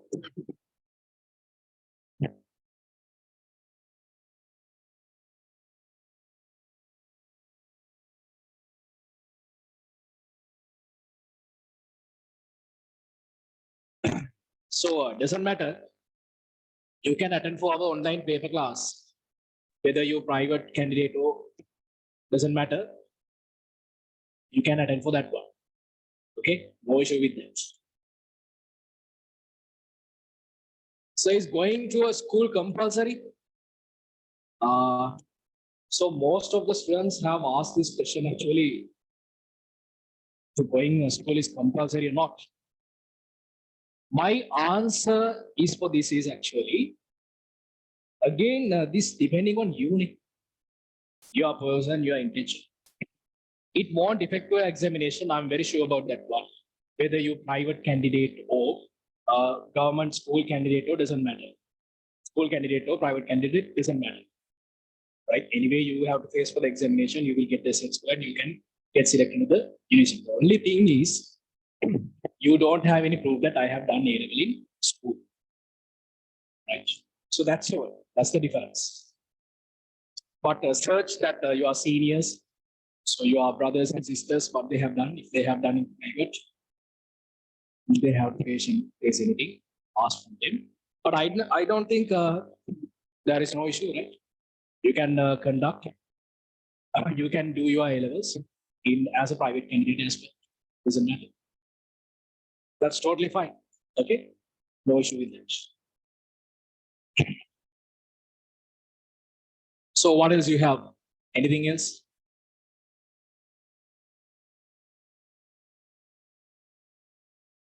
Don't you have any doubts?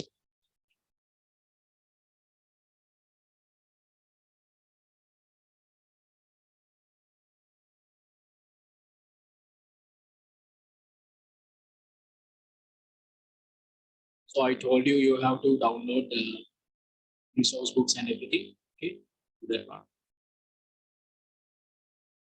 So does it affect Z score? For the Z score, I don't think that private candidate or government candidate, that's not affecting to the Z score. But I have heard that sometimes you have to face the examination in Colombo district or something. I have heard like that. Okay. So I will confirm that one, students. I will confirm that one and I will let you know that one. But for Z score, that's not effective. Okay.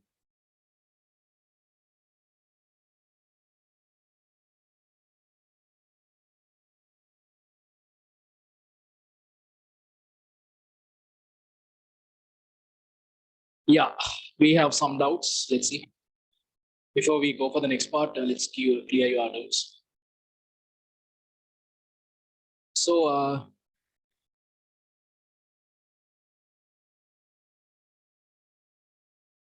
sir, we should write one-word answers in essay paper too.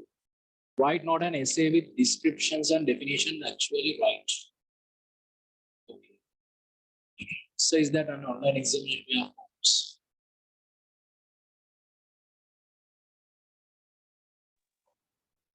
So, is A levels accepted globally? Yeah, yeah, yeah. A level is accepted globally. Right?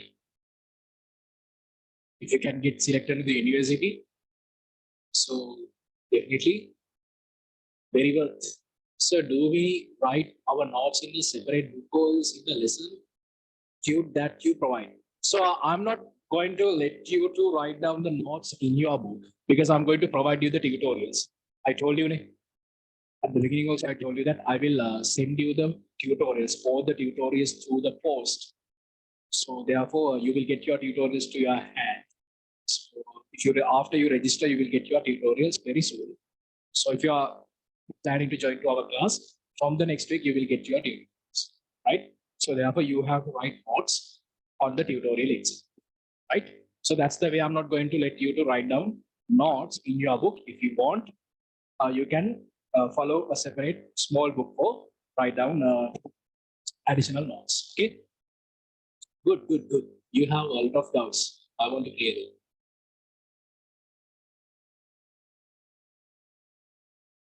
So, are there any other reference books to study uh, other than resource books? The books I'm recommending, the the books I'm recommending to you is I don't know about English medium. In Sinhala medium, you can understand Sinhala. In Sinhala medium, there are some books known as the authors are Ranga Gunarajan. So Faris is there, and Hemachandra Basnayaka. Hemachandra Basnayaka sir has written Chemical Calculation, a good book. So you can practice chemical calculation using that book. So other than that, actually, we don't have to need other things. Better you have a past paper explanation. Okay, right? For the physics, I think you can buy Rosas's explanation book is there. I think English medium one is also okay. But for the English medium, we don't have that kind of explanation. So you can ask that from your physics, from other things. So for chemistry, you can buy some single medium books as well as you can have some any other exercises books and everything. But don't buy all the stuffs, right? Because you will understand you don't have time to do those things. First of all, do the past papers. Will you? Right? First of all, practice the past papers and the tutorials that I'm providing. Then later you can go for the other questions. Okay.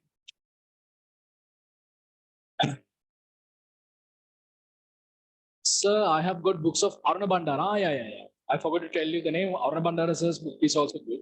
I think that's a single medium book, right? So that's also good. Sir, can you tell about your physical classes too? I will mention you that one. I will send you a message to the WhatsApp group. We are going to start physical batch in Siplin. The opening seminar will be conducted 20th of June. That means coming Tuesday. I will send you a post for that one. So everyone is coming that day. That means Viroshan sir, Mukul sir, maybe.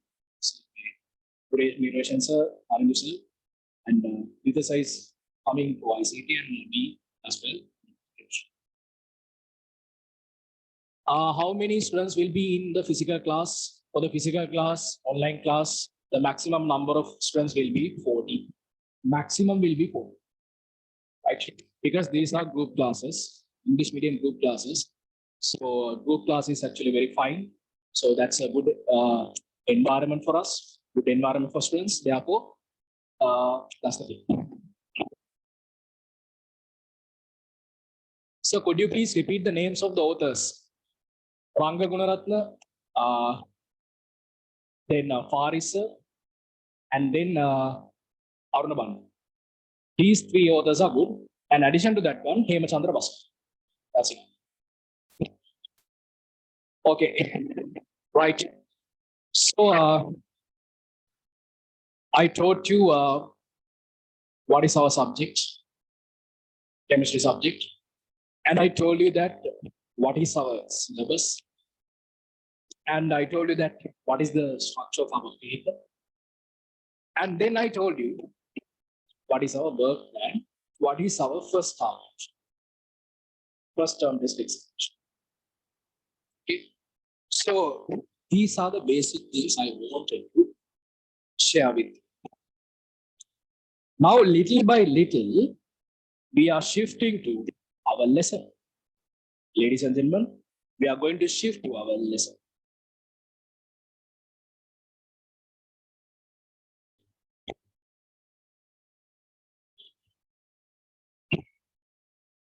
Before we shift for our lesson, for one last time, I will share some tips. Some tips means actually how we can do this subject properly, right? So that means, yeah, we have work plans. Now we know the syllabus, we know the structure of paper, and we know everything. Now I want to share with you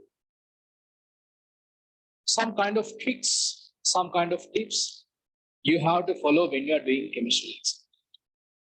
So these things actually you have to follow day to day. You have to spend 2 years in your A-level lifetime.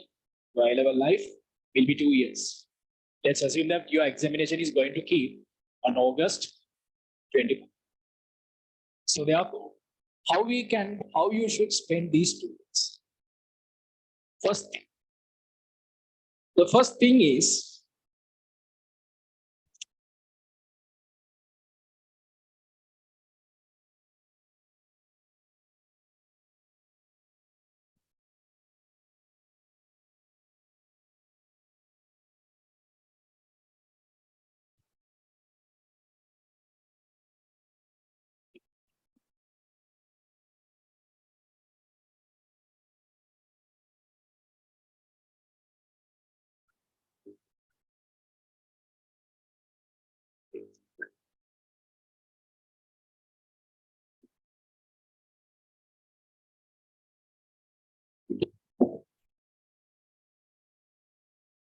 how I can spend these 2 years to get capital A. The very first important point is you are involved.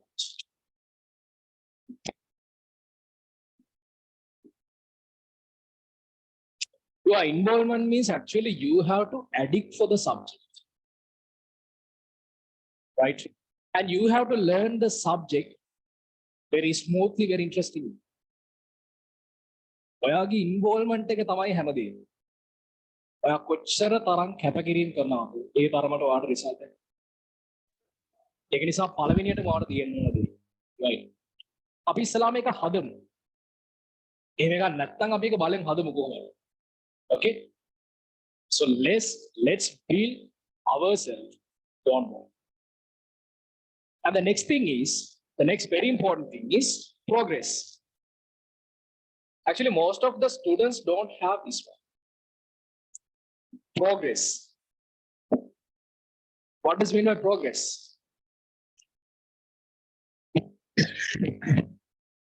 Just imagine you are running a race, right? And you are going to falling down.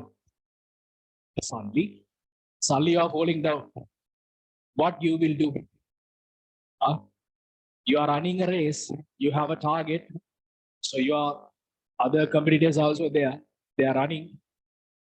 At the middle of the path, you are what? Falling. What you are going to do? You are going to stay there and you are crying. You are right. Race is finished. I'm done. I'm tired. Madam Ansi. Is that all? No. It's not like that, right? Remember, progress means even though you fall, you have to get up and you have to run again. If you don't have progress, remember, be careful. Actually, you cannot go for your progress. Continuous progress. Understood? Continuous progress. And the next thing is very, very important. Time management. Everything is management. Do you know something? Everything is management. Time management. If you don't have time management, you are going to fail. Time is the most important thing. You know about that, right? I don't have to tell that much. Time is the most important thing, the most valuable thing in this. You can convert time into money, right? You know about it. That's very famous, right? So we can convert these 2 years. So that's your time. You can convert these 2 years to get a good result. So this is very, very important. Time management is very, very okay. So if you can follow these things, your involvement, your sacrifications and everything, and you have to progress, continuous progress and time management. And the next thing is actually very, very important. The last one is you have to balance all these subjects. Now I'm talking about my subject. Yeah, up now I talk about my subject, chemistry. The last point is very important because I'm telling you, balance all 3 subjects equally. Remember, students, that's not easy. Have you seen that some of the A-level results are like this? A, B, C, A double B, B double C, B, B, C. So these results are fine, okay. Some of the results are like this, you may wonder. Double A S, double B F, A B S, B C F, right? These are some of the results of students. Why this? Actually, this is not common, uncommon. This is common. This is very common. We have to get 3 A's. That's obvious, right? That's our ultimate target. But most of the students are getting these kind of results. So that depends on the individual person. Some of the students don't like chemistry. Some of the students don't like combined maths. Some of the students don't like biology, some of the students don't like physics. So likewise, you have some individual what? Mentality that this subject is difficult, I hate this subject. First of all, avoid that. Come out of that mind. ඔය කියන මානසිකත්වයෙන් ඉස්සලා එළියට එන්න. හැම subject එකක්ම equally වැදගත්. ඔයා හදාහරන හැම සබ්ජෙක්ට් එකක්ම there are 3 subjects. All these 3 subjects are equally important for you. If you get 3 A's only, you can go for the medicine, right? If you get 3 A's only, you can go for the engineering faculty. Right? So therefore, try to balance all these 3 subjects equal. So that is my final. Okay, right. So enough of talking these things. I have explained you everything, right? Now let's go for the topic. What is our topic? Our topic is first unit atomic structure. So here we go. Yeah, we have some doubts.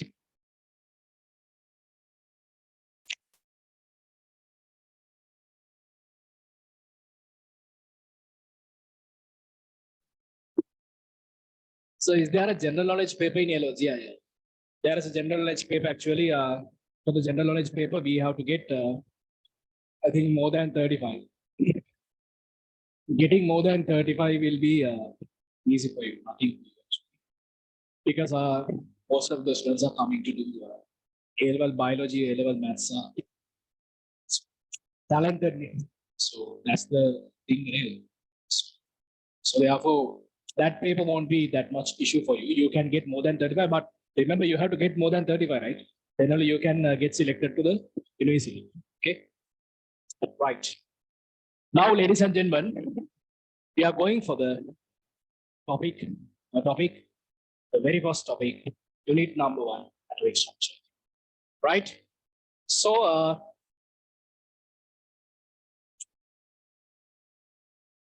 unit number 1.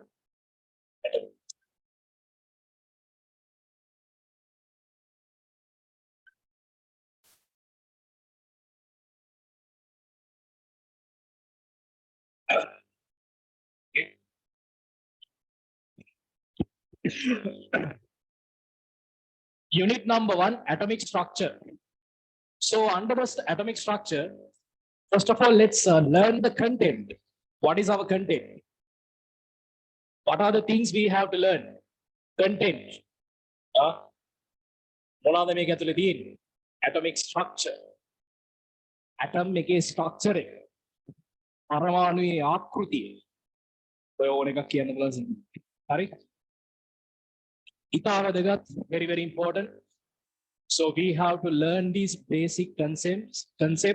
I told you that these concepts are very important because these concepts is the basement for the other remaining 30 minutes. Okay. For example, electronegativity, electron gain energy, atomic radius, right? So those things are very, very important. Ionization energies, right? So those things are very, very important for the other remaining units. So therefore, let's learn from the beginning. So let me introduce what is the content. Content means what are the things, what are the topics we have to learn. So the first topic is, we are going to introduce the first unit, therefore introduction.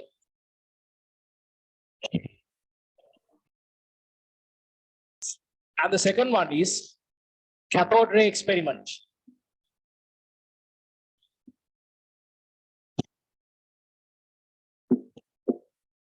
Right? Cathode ray experiment is the next topic that we have to learn. Introduction, cathode ray experiment. And then we have to learn subatomic particles. Until you get the tutorial, if you want, you can note down this one somewhere. I'm not forcing you because anyway, you are going to write down these things after getting the tutorial. So if you want, you can write down now. Doesn't matter. I'm not forcing. Okay. So this third subtopic is subatomic particles. What are the subatomic particles we have to learn?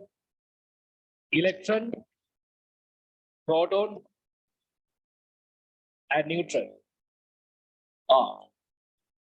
Don't say that, sir, we don't know about these things.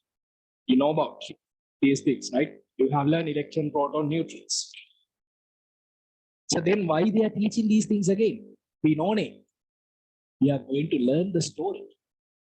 What is the story? What is the story behind electron? What is the story behind proton? And what is the story behind neutron? Electron එක කොහොමද හොයාගත්තේ? proton එක කොහොමද හොයාගත්තේ? neutron එක කොහොමද හොයාගත්තේ? දන්නවද electron එක හොයාගත්තේ අහම්බෙන්? Electron was found by accidentally from Mr. JJT. By JJT. Who is that JJT?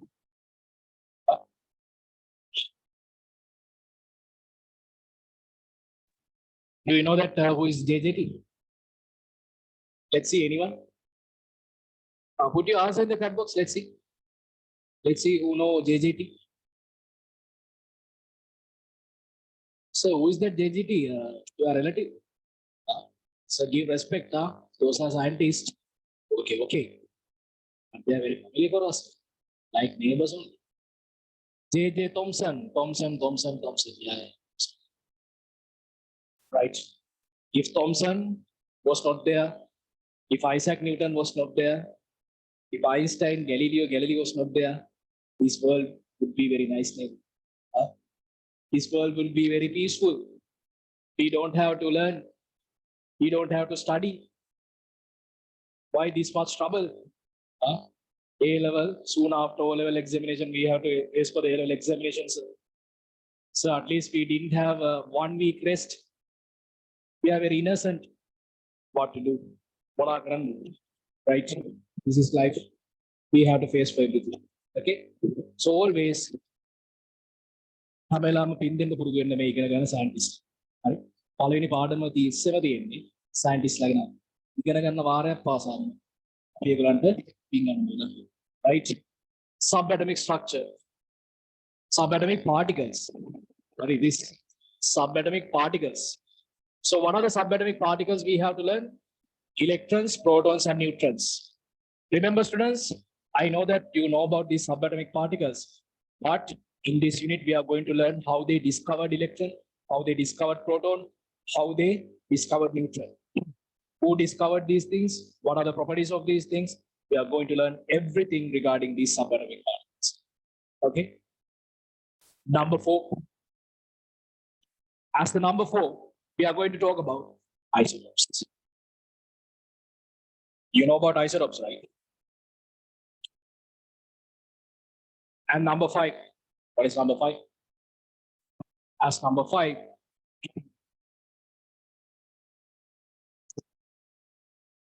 we are going to learn about atomic models. This atomic models topic is very important. Why?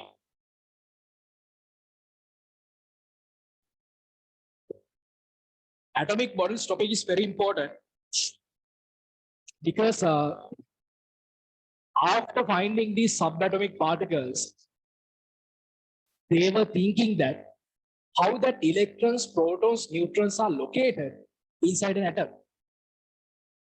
ඔයාට උනත් හිතෙයි මෙහෙම පරමාණුවක් ඇතුලේ මේ වගේ subatomic particles තියෙද්දි after finding these subatomic particles, how these subatomic particles are located?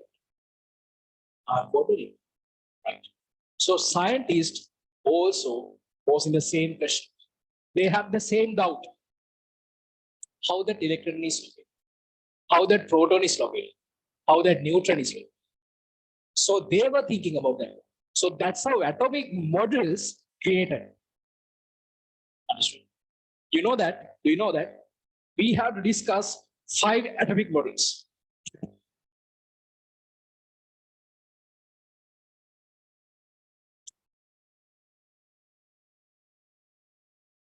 5 atomic models. Number 1, Dalton's golf ball model. Right? May we have started theories, huh? We have started our lesson. Today we have started our lesson. So this is the lesson. From now, you are going to learn the lesson, learn properly. Okay. So now put these things into your mind. Okay. What is the first atomic model? Dalton's golf ball model. What is the next atomic model? Next one is Dalton's golf ball model. And Thomson's plum pudding model. Oh, pudding. Plum pudding model. Not pudding, pudding.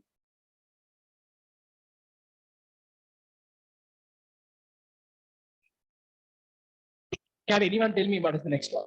Let's see.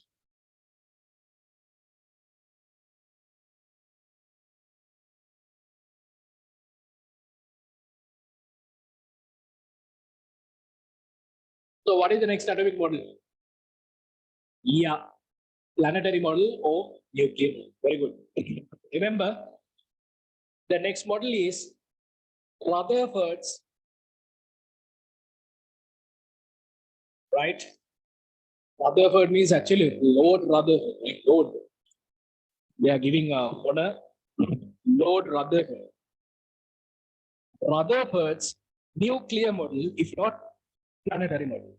I will mention here nuclear model because he is the person actually he's the person, the very first person who gave an idea about nucleus. So Rutherford's nuclear model.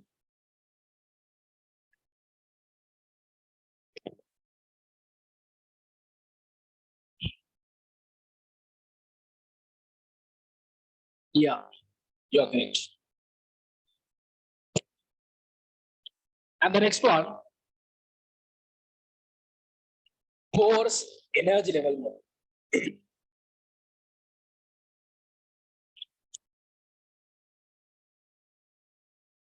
So there was a scientist known as Niels Bohr. So he introduced a model, Bohr's energy level. And the next one,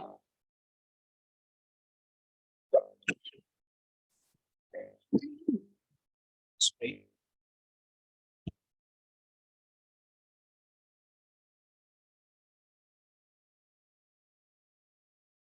electron cloud model.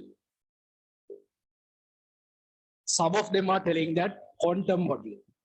Okay.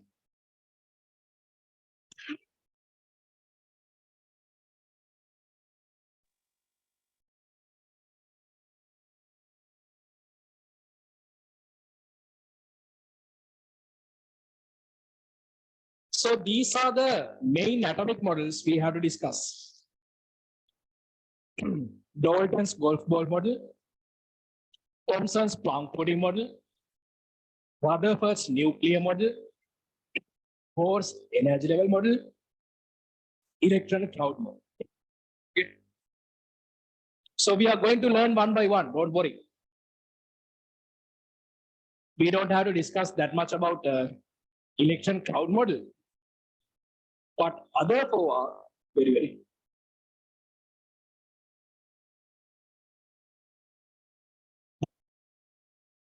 What is the next subtopic?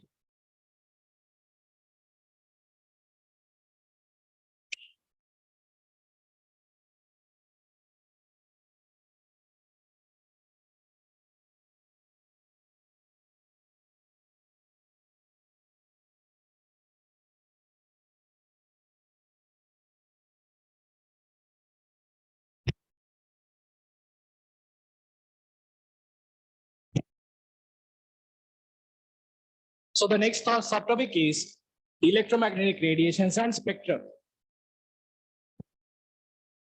Number 7, hydrogen emission spectrum. Most of the students are getting scared. Sorry. Most of the students are getting scared or panic about this topic. But I believe this is one of the easiest part in this. That much easy. And number 8, Ionization energy, very, very important.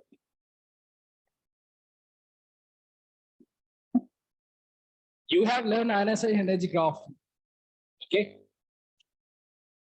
We are going to learn that one again.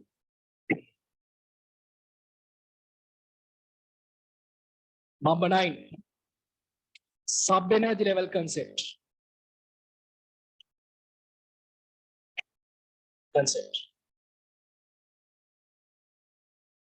Let's discuss about sub-energy level concept today, related to the electron configuration as well. Okay. Let's discuss this one. And the next one, atomic orbital.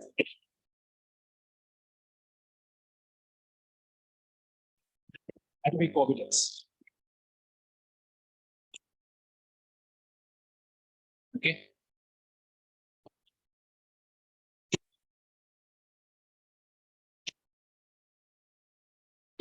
Number 11.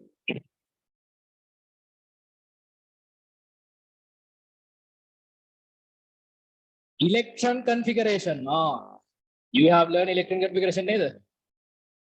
Electron configuration.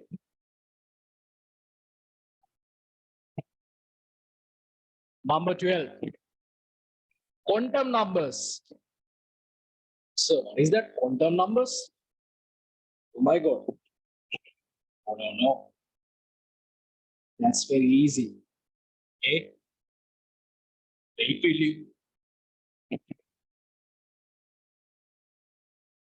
If you know the sub-energy levels, atomic orbitals, electron configurations, and those things, quantum numbers is nothing. Right? Only one MCQ at the examination. You can sure and sure mark one, get 1 mark. Okay? Very, very easy. Don't worry.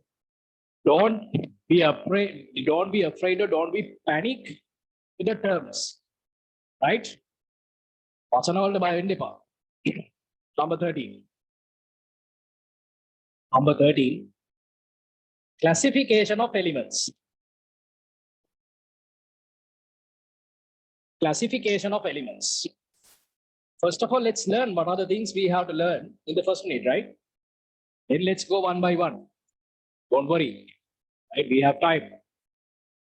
First of all, let's learn what we have to learn. Classification of elements. Quickly. And then we have number 14. Sorry.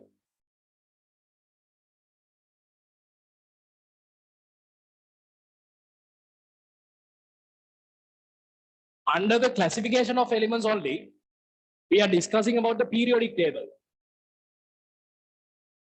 The periodic table will be discussed under the classification of elements. I told you.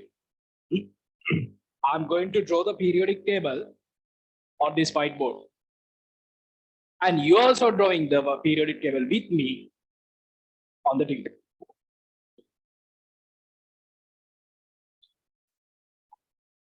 And the last topic.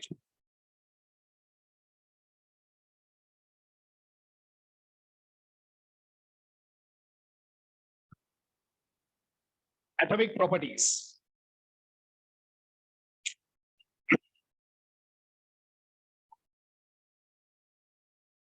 Under atomic properties, we are going to discuss 4 atomic properties.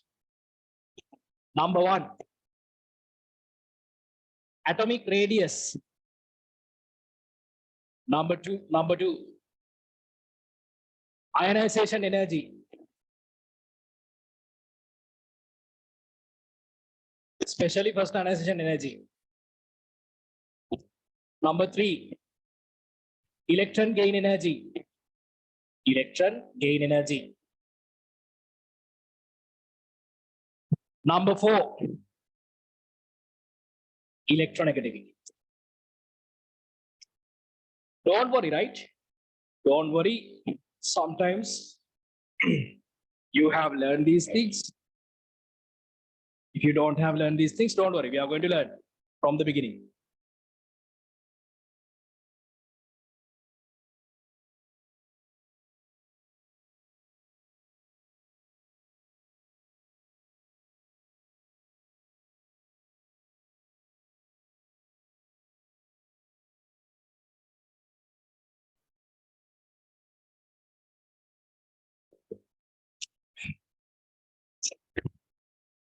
So write down if you want these things quickly.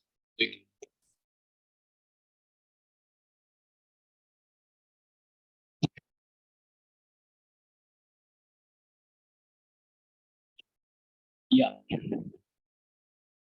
So can you please repeat the first two subtopics again?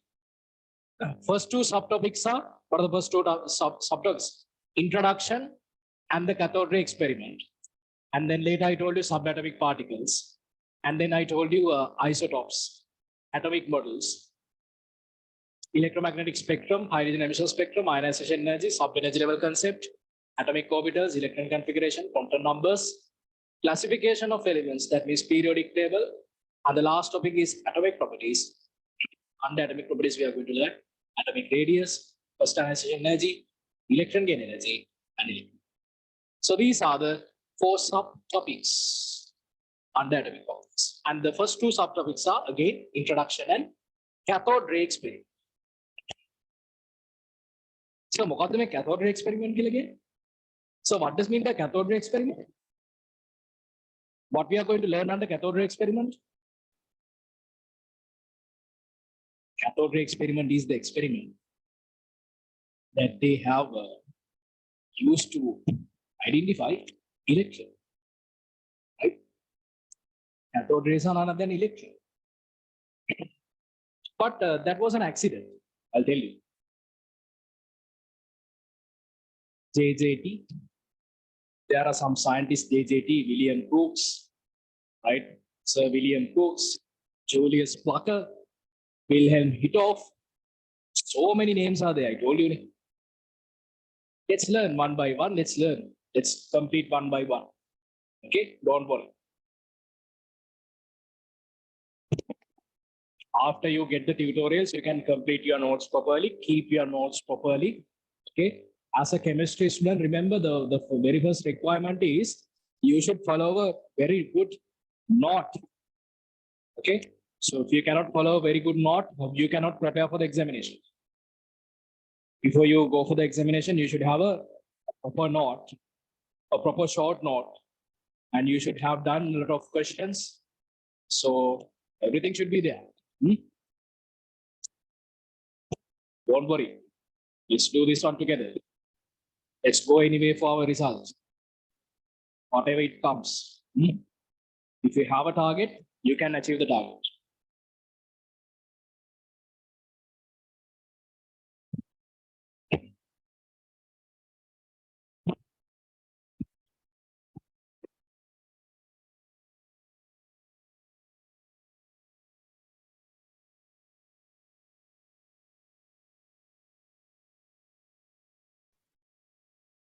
So one of you asking that, Tulina, what is the difference about ionization and first ionization?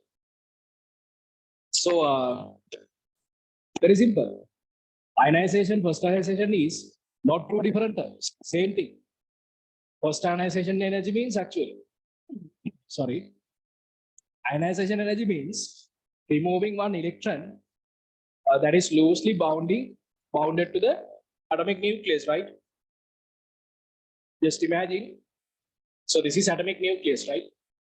There is an electron. So this is the second principal energy level. So there is an electron in the second principal energy level. Ionization means removal of one electron that is loosely bound to the atomic nucleus. The energy required to remove this electron is known as ionization energy. Now you ask me first ionization energy. First ionization energy means that energy required to remove the first electron. Then what does mean by the second ionization energy? Second ionization energy means the energy that is required to remove the second electron. Understood? Ionizing means forming ions by removing electrons. Ionization energy means the energy that is required to supply to remove an electron. Can you understand, Dulina?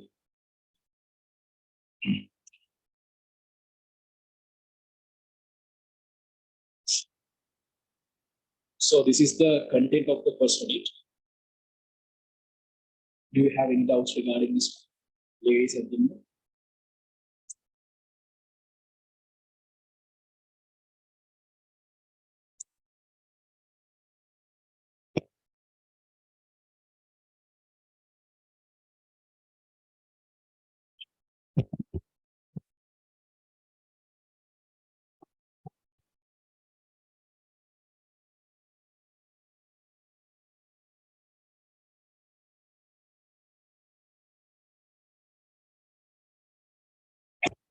So how can I get the recording? So we have created a WhatsApp group link. So after you register for our class, first of all, contact our coordinator, Miss Samni. I will put her number at the end of the class. Contact her if you wish to join our class. You can contact her and you can ask for the payment details and everything and how to register for our class. So she will provide you the information, and you can get recordings, tutorial PDFs, and I think I have sent you the tutorial PDFs. You can get that one. But I have the handwritten tutorial PDF. I won't provide that one for everyone. I'm going to provide those tutorials only for my registered students. So you can first of all register. Okay, I will put the number. Somebody name is our class coordinator. So then you can get everything, recording, tutorials, and everything. You can get. So do we get 14 separate tutorials for each of these parts? Yeah, exactly. For the first unit, you have 2 tutorials. Second unit, 2 tutorials. Third unit, 2 tutorials. For some units, actually, you may have 3-4 tutorials. Because in the online class, actually, we cannot waste our time by writing notes all the time, right? We have to write notes, for sure. We have to write notes, but we have to reduce them because time is very limited and online should be very effective. So therefore, the product time එක ටිකක් manage කරගන්න tute එකක් ලියන්න yeah හරි මොකද හැමදේම පොතේ ලියන්න කියනවා අපිට ටිකක් වෙලාව manage කරගන්න. tute එකේ ලියන වාසිය තමයි දැන් tute එකක් තියනවා කියලා කියන්නේ අත්‍තරම මම සාමාන්‍යයෙන් ඒ tute එකේ ඔයගලන්ට හිස්තන් කිහිපයක් දීලා කරන අවශ්‍යම දේවල් ටික ලියන්න. So අනවශ්‍ය දේවල් කියලා දේවල් තියෙනවා නේ අනවශ්‍යයි කියලා කියන්නේ අනවශ්‍ය නෙමෙයි. So those things are not unnecessary. But we don't have to waste our time on those things. So therefore, I can type and give them. So the only important things you can write that one. Complete.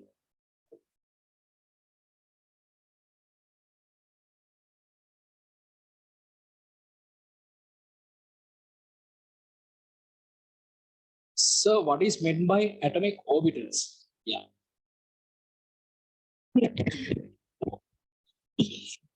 Sorry. Atomic orbitals means actually that's a topic we have to discuss. Not today. We have time. But since you asked, I will tell you. You have learned about energy levels, right? Okay. These are the energy levels. These are the energy levels. Inside the energy levels, we have sub-energy levels. So that is the topic, sub-energy levels. Right? So that's a question. I will take the lead for that question in this way. Thank you for asking that question. Look at this one, will you? Actually, I wanted to explain you what is the main difference between O level and A level, right? I will explain you what does mean by orbital, right? Listen to me very carefully.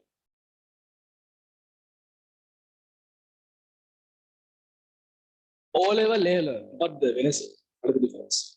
So O level means ordinary level, A level means advanced level. Yeah, I know that, right? Samanya versus I know that. The major difference is in ordinary level, we are learning actually very small things, very basic things, right? In A level also, when you go for the university, you will understand in A level time also we learn basic things, right? So that's the reality. So, but when you compare O level and A level, in O level time you are learning very, very basic things, right? You might wonder.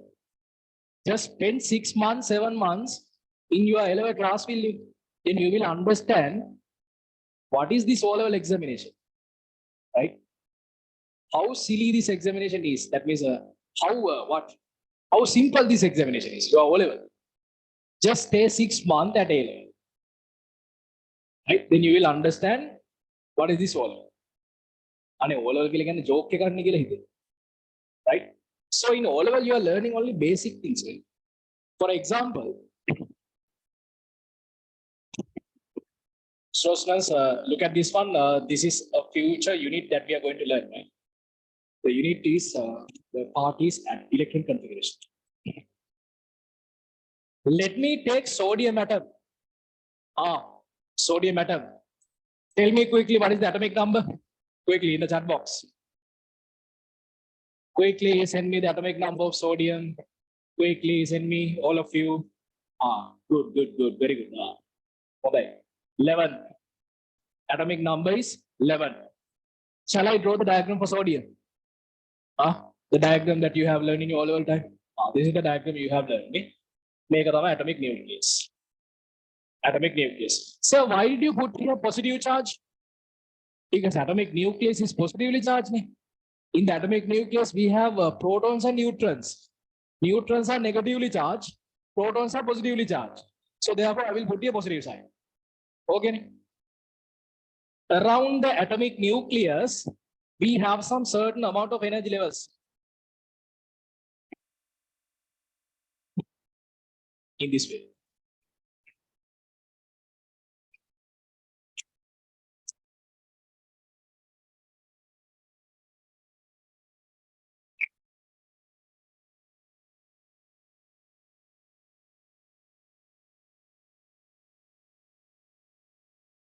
In O level time, you have learned that energy levels were named by K, L, M, N.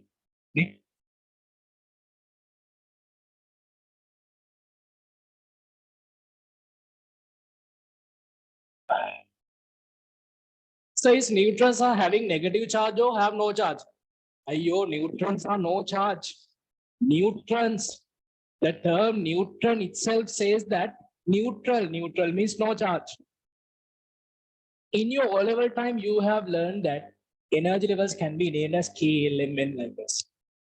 These are the energy levels. But in your A-level time, you are going to name the energy levels as N equal 1, N equal 2, N equal 3 like this. Sodium is 11, right? Sodium is 11. Sodium is 11. What is the electron configuration that you have learned in your O-level time? Now look at the difference between O-level and A-level, right? Look at the difference between O-level and A-level. What is the electron configuration you have learned in your O-level time? Yeah. What about the others? Quickly. Respond.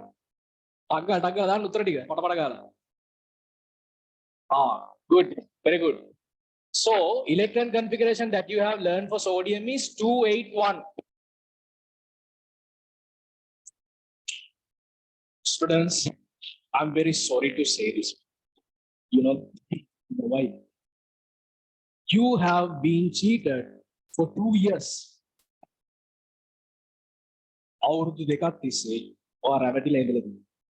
Why? This is not the electron configuration. This is not the electron configuration. This is not the correct electron configuration.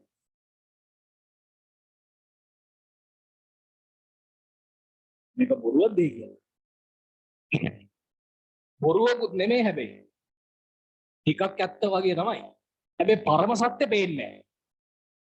So this is true. We cannot tell completely lie. But we cannot see the ultimate truth here. So what is the ultimate truth? මොකද්ද පරම සත්‍ය? 281 means in the first principal energy level, there are 2 electrons. In the second principal energy level, there are 8 electrons, 1, 2, 3, 4, 5, 6, 7, 8. In the last principal energy level, we have 1 electron. So that's why you have written the electron configuration of sodium as 281. If it is magnesium, that should be 282. If it is aluminium, 283, silicon 284. Likewise, you have brought the electron configuration continuously for the elements in the period. Am I correct? This is the way you have learned. Students, ladies and gentlemen, this is O level. Look at the A level, right? In A level, you are writing the electron configuration of sodium as 1s2, 2s2, 2p6, 3s1. So wait, what are you writing here? Are these things alphabet letters only? And some of the numbers, what are you writing here? What is this? We cannot understand anything. I told you this is the electron configuration you have learned in your O-level time. 281. And now I'm telling you, sodium's electron configuration is 1s2, 2s2, 2p6, 3s1. So when the man is in the first principal energy level, there are 2 electrons. In the second principal energy level, 8 electrons. In the last principal energy level, 1 electron. So therefore, electron configuration should be 281.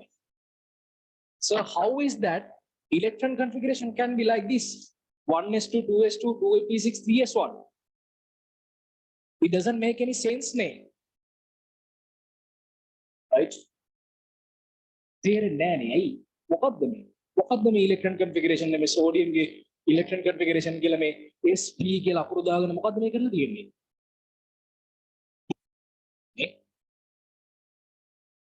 Don't you have that doubt? Answer me. Now tell me what are your doubts? Right? I'm going to explain the difference between O level and A level using the electron configuration. Nice, isn't it? Ordinary level and advanced level. Students, here we go. Listen me very carefully. Okay? Now, you have learned your O-level time. In your O-level time, you have learned electron configuration is 281. Ah, very good. Who is that? Naditya. Aditya. Are there sub-energy levels? Yeah, exactly correct. Very good. Very good. Remember, they have used here sub-energy levels. SSPS. What does mean by this SPS? SP means sub-energy levels. Right? In your O-level time, you have stopped at just energy levels. When you're talking about the atomic models, you have talked about only about energy levels. That's all. Okay? But remember, I told you in the content, we have to talk about sub-energy levels as well. We have to talk about the orbitals as well. Energy levels, sub-energy levels, orbitals, to which direction that electron is going to rotate. Kind of an address. Quantum numbers. That's how quantum numbers are created. Energy level, we are giving a number. Sub-energy level, we are giving another number. For orbital, we are giving another number. And we are giving another number for the electron, which is rotating for a particular direction. Right? So, what they have done here is, they have separated these electrons into sub-energy levels. Look at the configuration properly. When you look at this configuration, you can see here, students, 1s2. May 1s2 කියලා කියන්නේ මේ 1 කියලා කියන්නේ first principal energy level කියන එක. This coefficient 1 is representing the first principal energy level. Then what does mean by S? S means sub-energy level. Energy level, sub-energy level.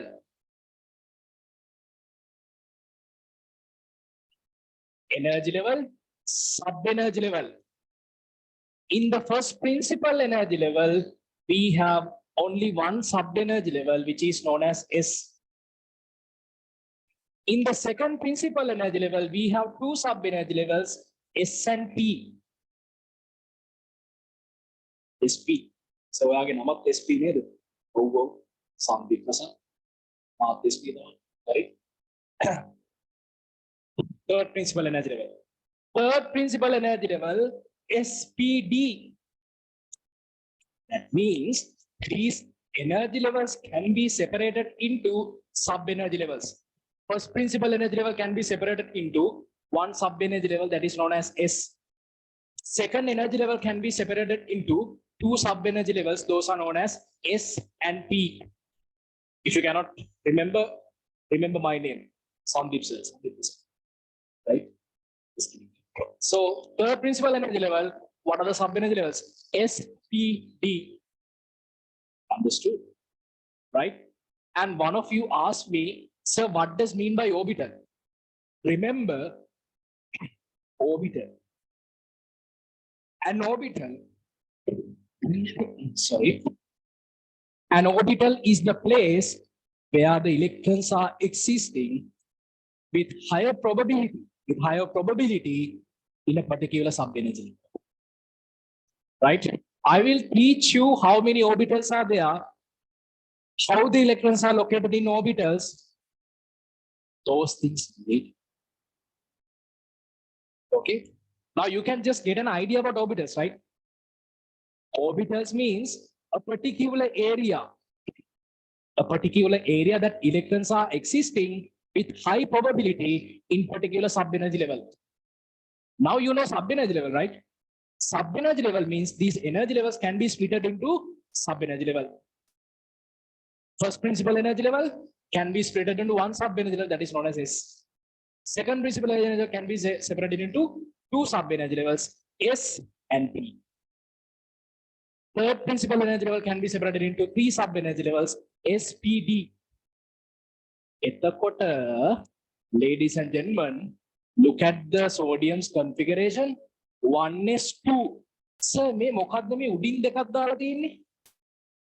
First principal energy level, S sub energy level, ඒක ඇතුලේ දෙකක් තියෙනවා. First principal energy level, inside the first principal energy level, we have S sub energy level. Inside this sub energy level, we have two electrons. Okay. Now let's go for the second principal energy level. According to your O-level electron configuration, 281. Second principal energy level is containing 8 electrons. Here they have written, look at this one. I will square this one, 2s2, 2p6. I told you this 2, stoichiometry 2, is representing the second principal energy level. Second principal energy level is containing a sub-energy level. Second principal energy level is containing P sub-energy level as well. Second principal energy level is containing two sub-energy levels, S and P.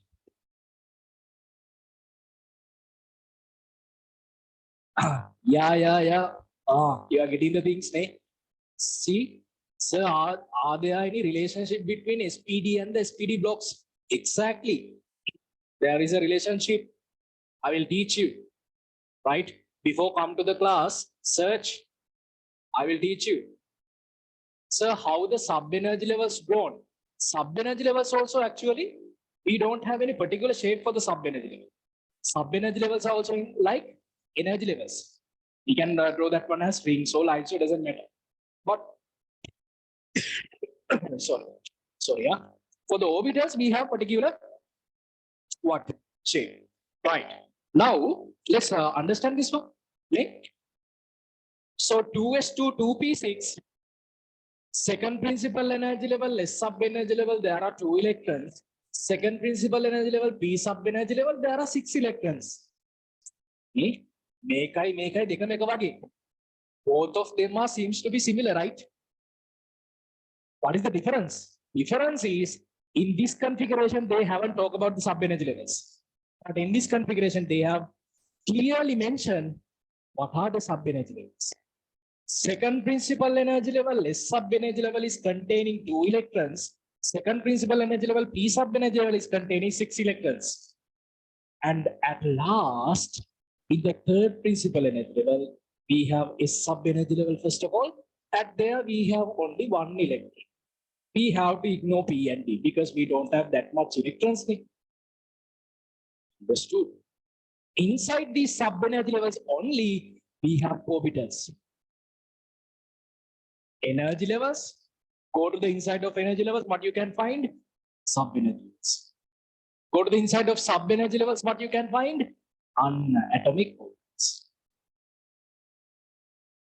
So one student asked me that doubt orbital.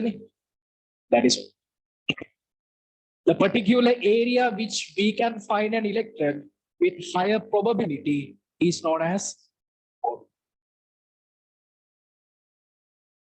Can you understand? ඒක නිසා තමයි කියනවා ටිකක් ඕගොල්ලන්ව රහත් කරනවා.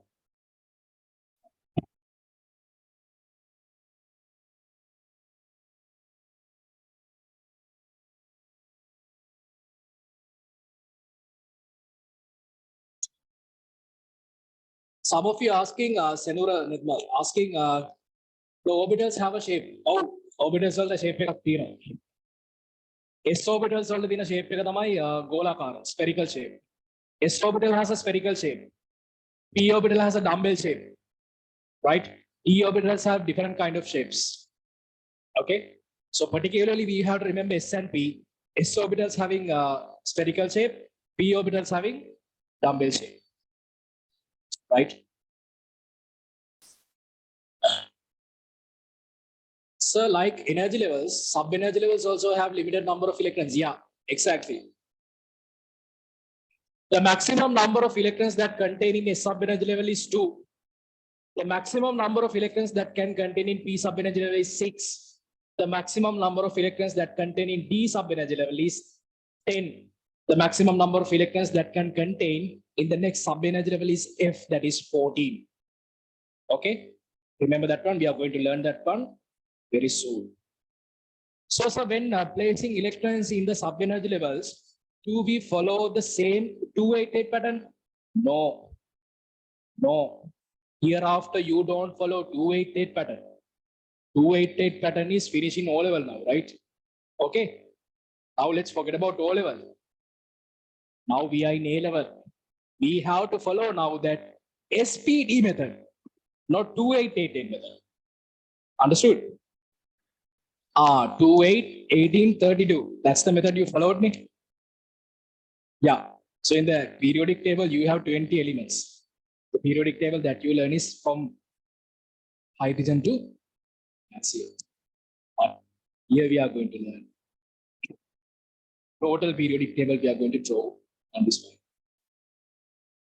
Okay. And you have to remember up to 56. Do you know what is the 56 element in the periodic table? Barium. You are going to memorize up to barium in the class.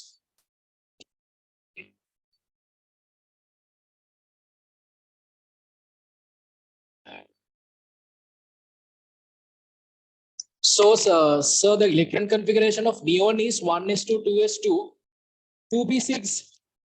Exactly. You are correct. Very good. That's the electron configuration of neon. Understood? That's the electron configuration of neon. What should be the electron configuration of magnesium? 1s2, 2s2, 2p6, 3s2. Aluminium. 1s2, 2s2, 2p6, 3s3. No. A sub-energy level can be contained only 2. So the upper configuration is 1s2, 2s2, 2p6, 3s2, 3p1. 3p1. Understood? Okay. So this is the difference between all. Sorry. So since you asked that doubt, what is an orbital? I explained the electron configuration. Using the electron configuration, I explained what are the differences that you have to face in O level and A. Is this hard? No, right? The way that I taught you this sub-energy level, can you understand? Actually, one of you told me the electron configuration of mother element after I taught you. Okay? The way that I taught you, understood? Is it okay? Do you have any doubts? Anything else you want to ask from me?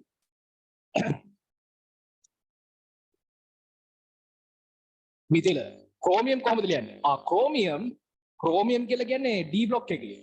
chromium electron configuration එක වෙන්නේ 1s2 2s2 2p6 3s2 3p6 pd5 4s1 ඒක ටිකක් ගැඹුරුයි යා නිතිල ඒක දැම්ම කතා කරන්න යන්නේ නැහැ. ඔයා දන්නවද දන්නේ නැහැ ඒක exceptional electron configuration. ඒ exceptional behavior එක එන්නේ chromium කියන atom එකේ තියෙන electrons ටික stable වෙන්න ඒ වගේ configuration එකක් හදා ගන්න. ඒවට අපි දැම්ම යන්න ඕනේ නැහැ. හරි? මේ අද පළවෙනි දවසේ right? So this is the first day. Understood? Can you understand what I'm saying? So students try to understand the difference between O level and so this is one of the example I want to teach you. Yeah, I think you have doubts. So I sent my details to the school. Okay, right, okay.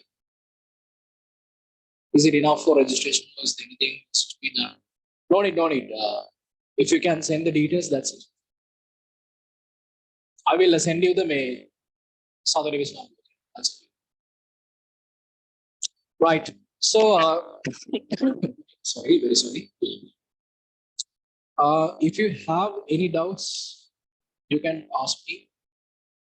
Anything else? Because I want to teach you this one.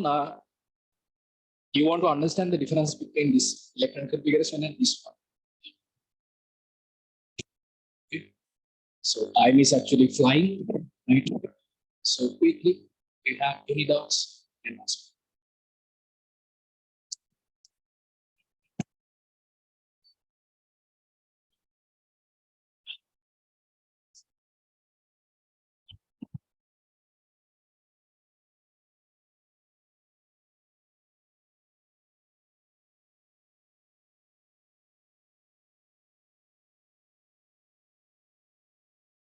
Okay. Right. So it seems that you don't have any doubts. So if you have any doubts, yeah, we have doubts. So is the permanent time of our class is this time? Yeah. Our permanent time is 8 to 11. And I forgot to tell you that. Remember students, now if you are attending for my class, I'm talking about the students who are attending for my class. Now you have to separate Saturday after 6 p.m. After 5 p.m. you have to separate the Saturday for the chemistry class. Because in the same day, I'm going to conduct the paper class as well in future. So therefore, don't put any classes if you are attending for my class. Don't put any classes after 5 p.m. Saturday. Because very soon, I'm going to start a discussion, small discussion, 1 hour, half an hour discussion with you before 8. Okay. For example, 6:30 to 7:30, half an hour break, and 8 to 11 hour theory class. So therefore, after 5 p.m., don't put any classes. If you're attending for my class, don't put any classes don't put any classes.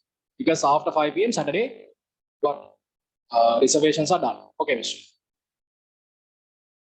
Right? So I want to remind you this one. That's the This is my permanent time, no change. Huh? This is my permanent time, no change. Saturday night, 8 to 11. So 11 means here after 11, 10, 11, 15, 11. After 11 actually. Yes. We have discussed things today, right? Until we finish the things, we have to.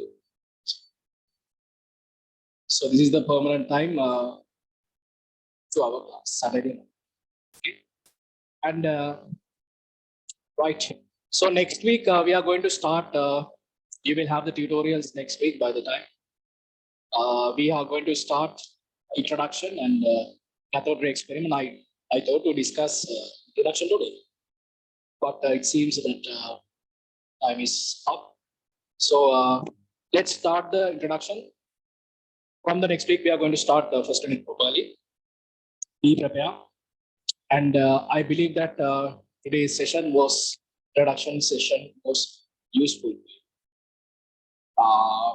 And those who are wish to join my class, and will give you a number.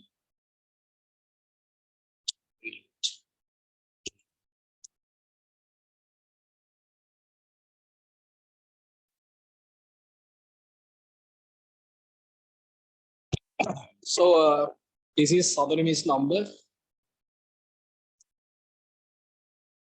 Those who wish to continue the class, get registered quickly. So you can reserve your seat. So the maximum number of students will be 40. So therefore, contact Ms. Sanduni and reserve your seat. Okay. So then, so this is the way we have to continue. This is the subject chemistry. But I think today's session was interesting, right? So was it interesting or not? What do you think? All things got clearly.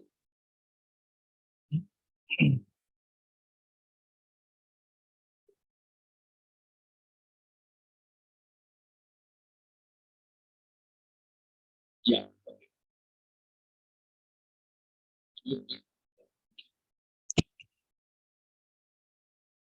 Yeah.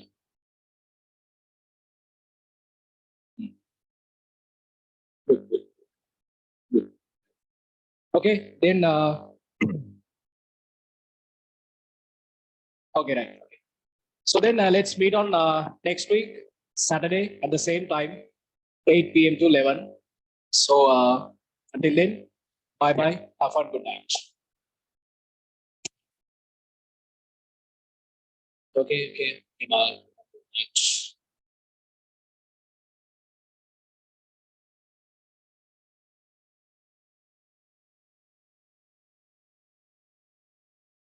Okay, good night.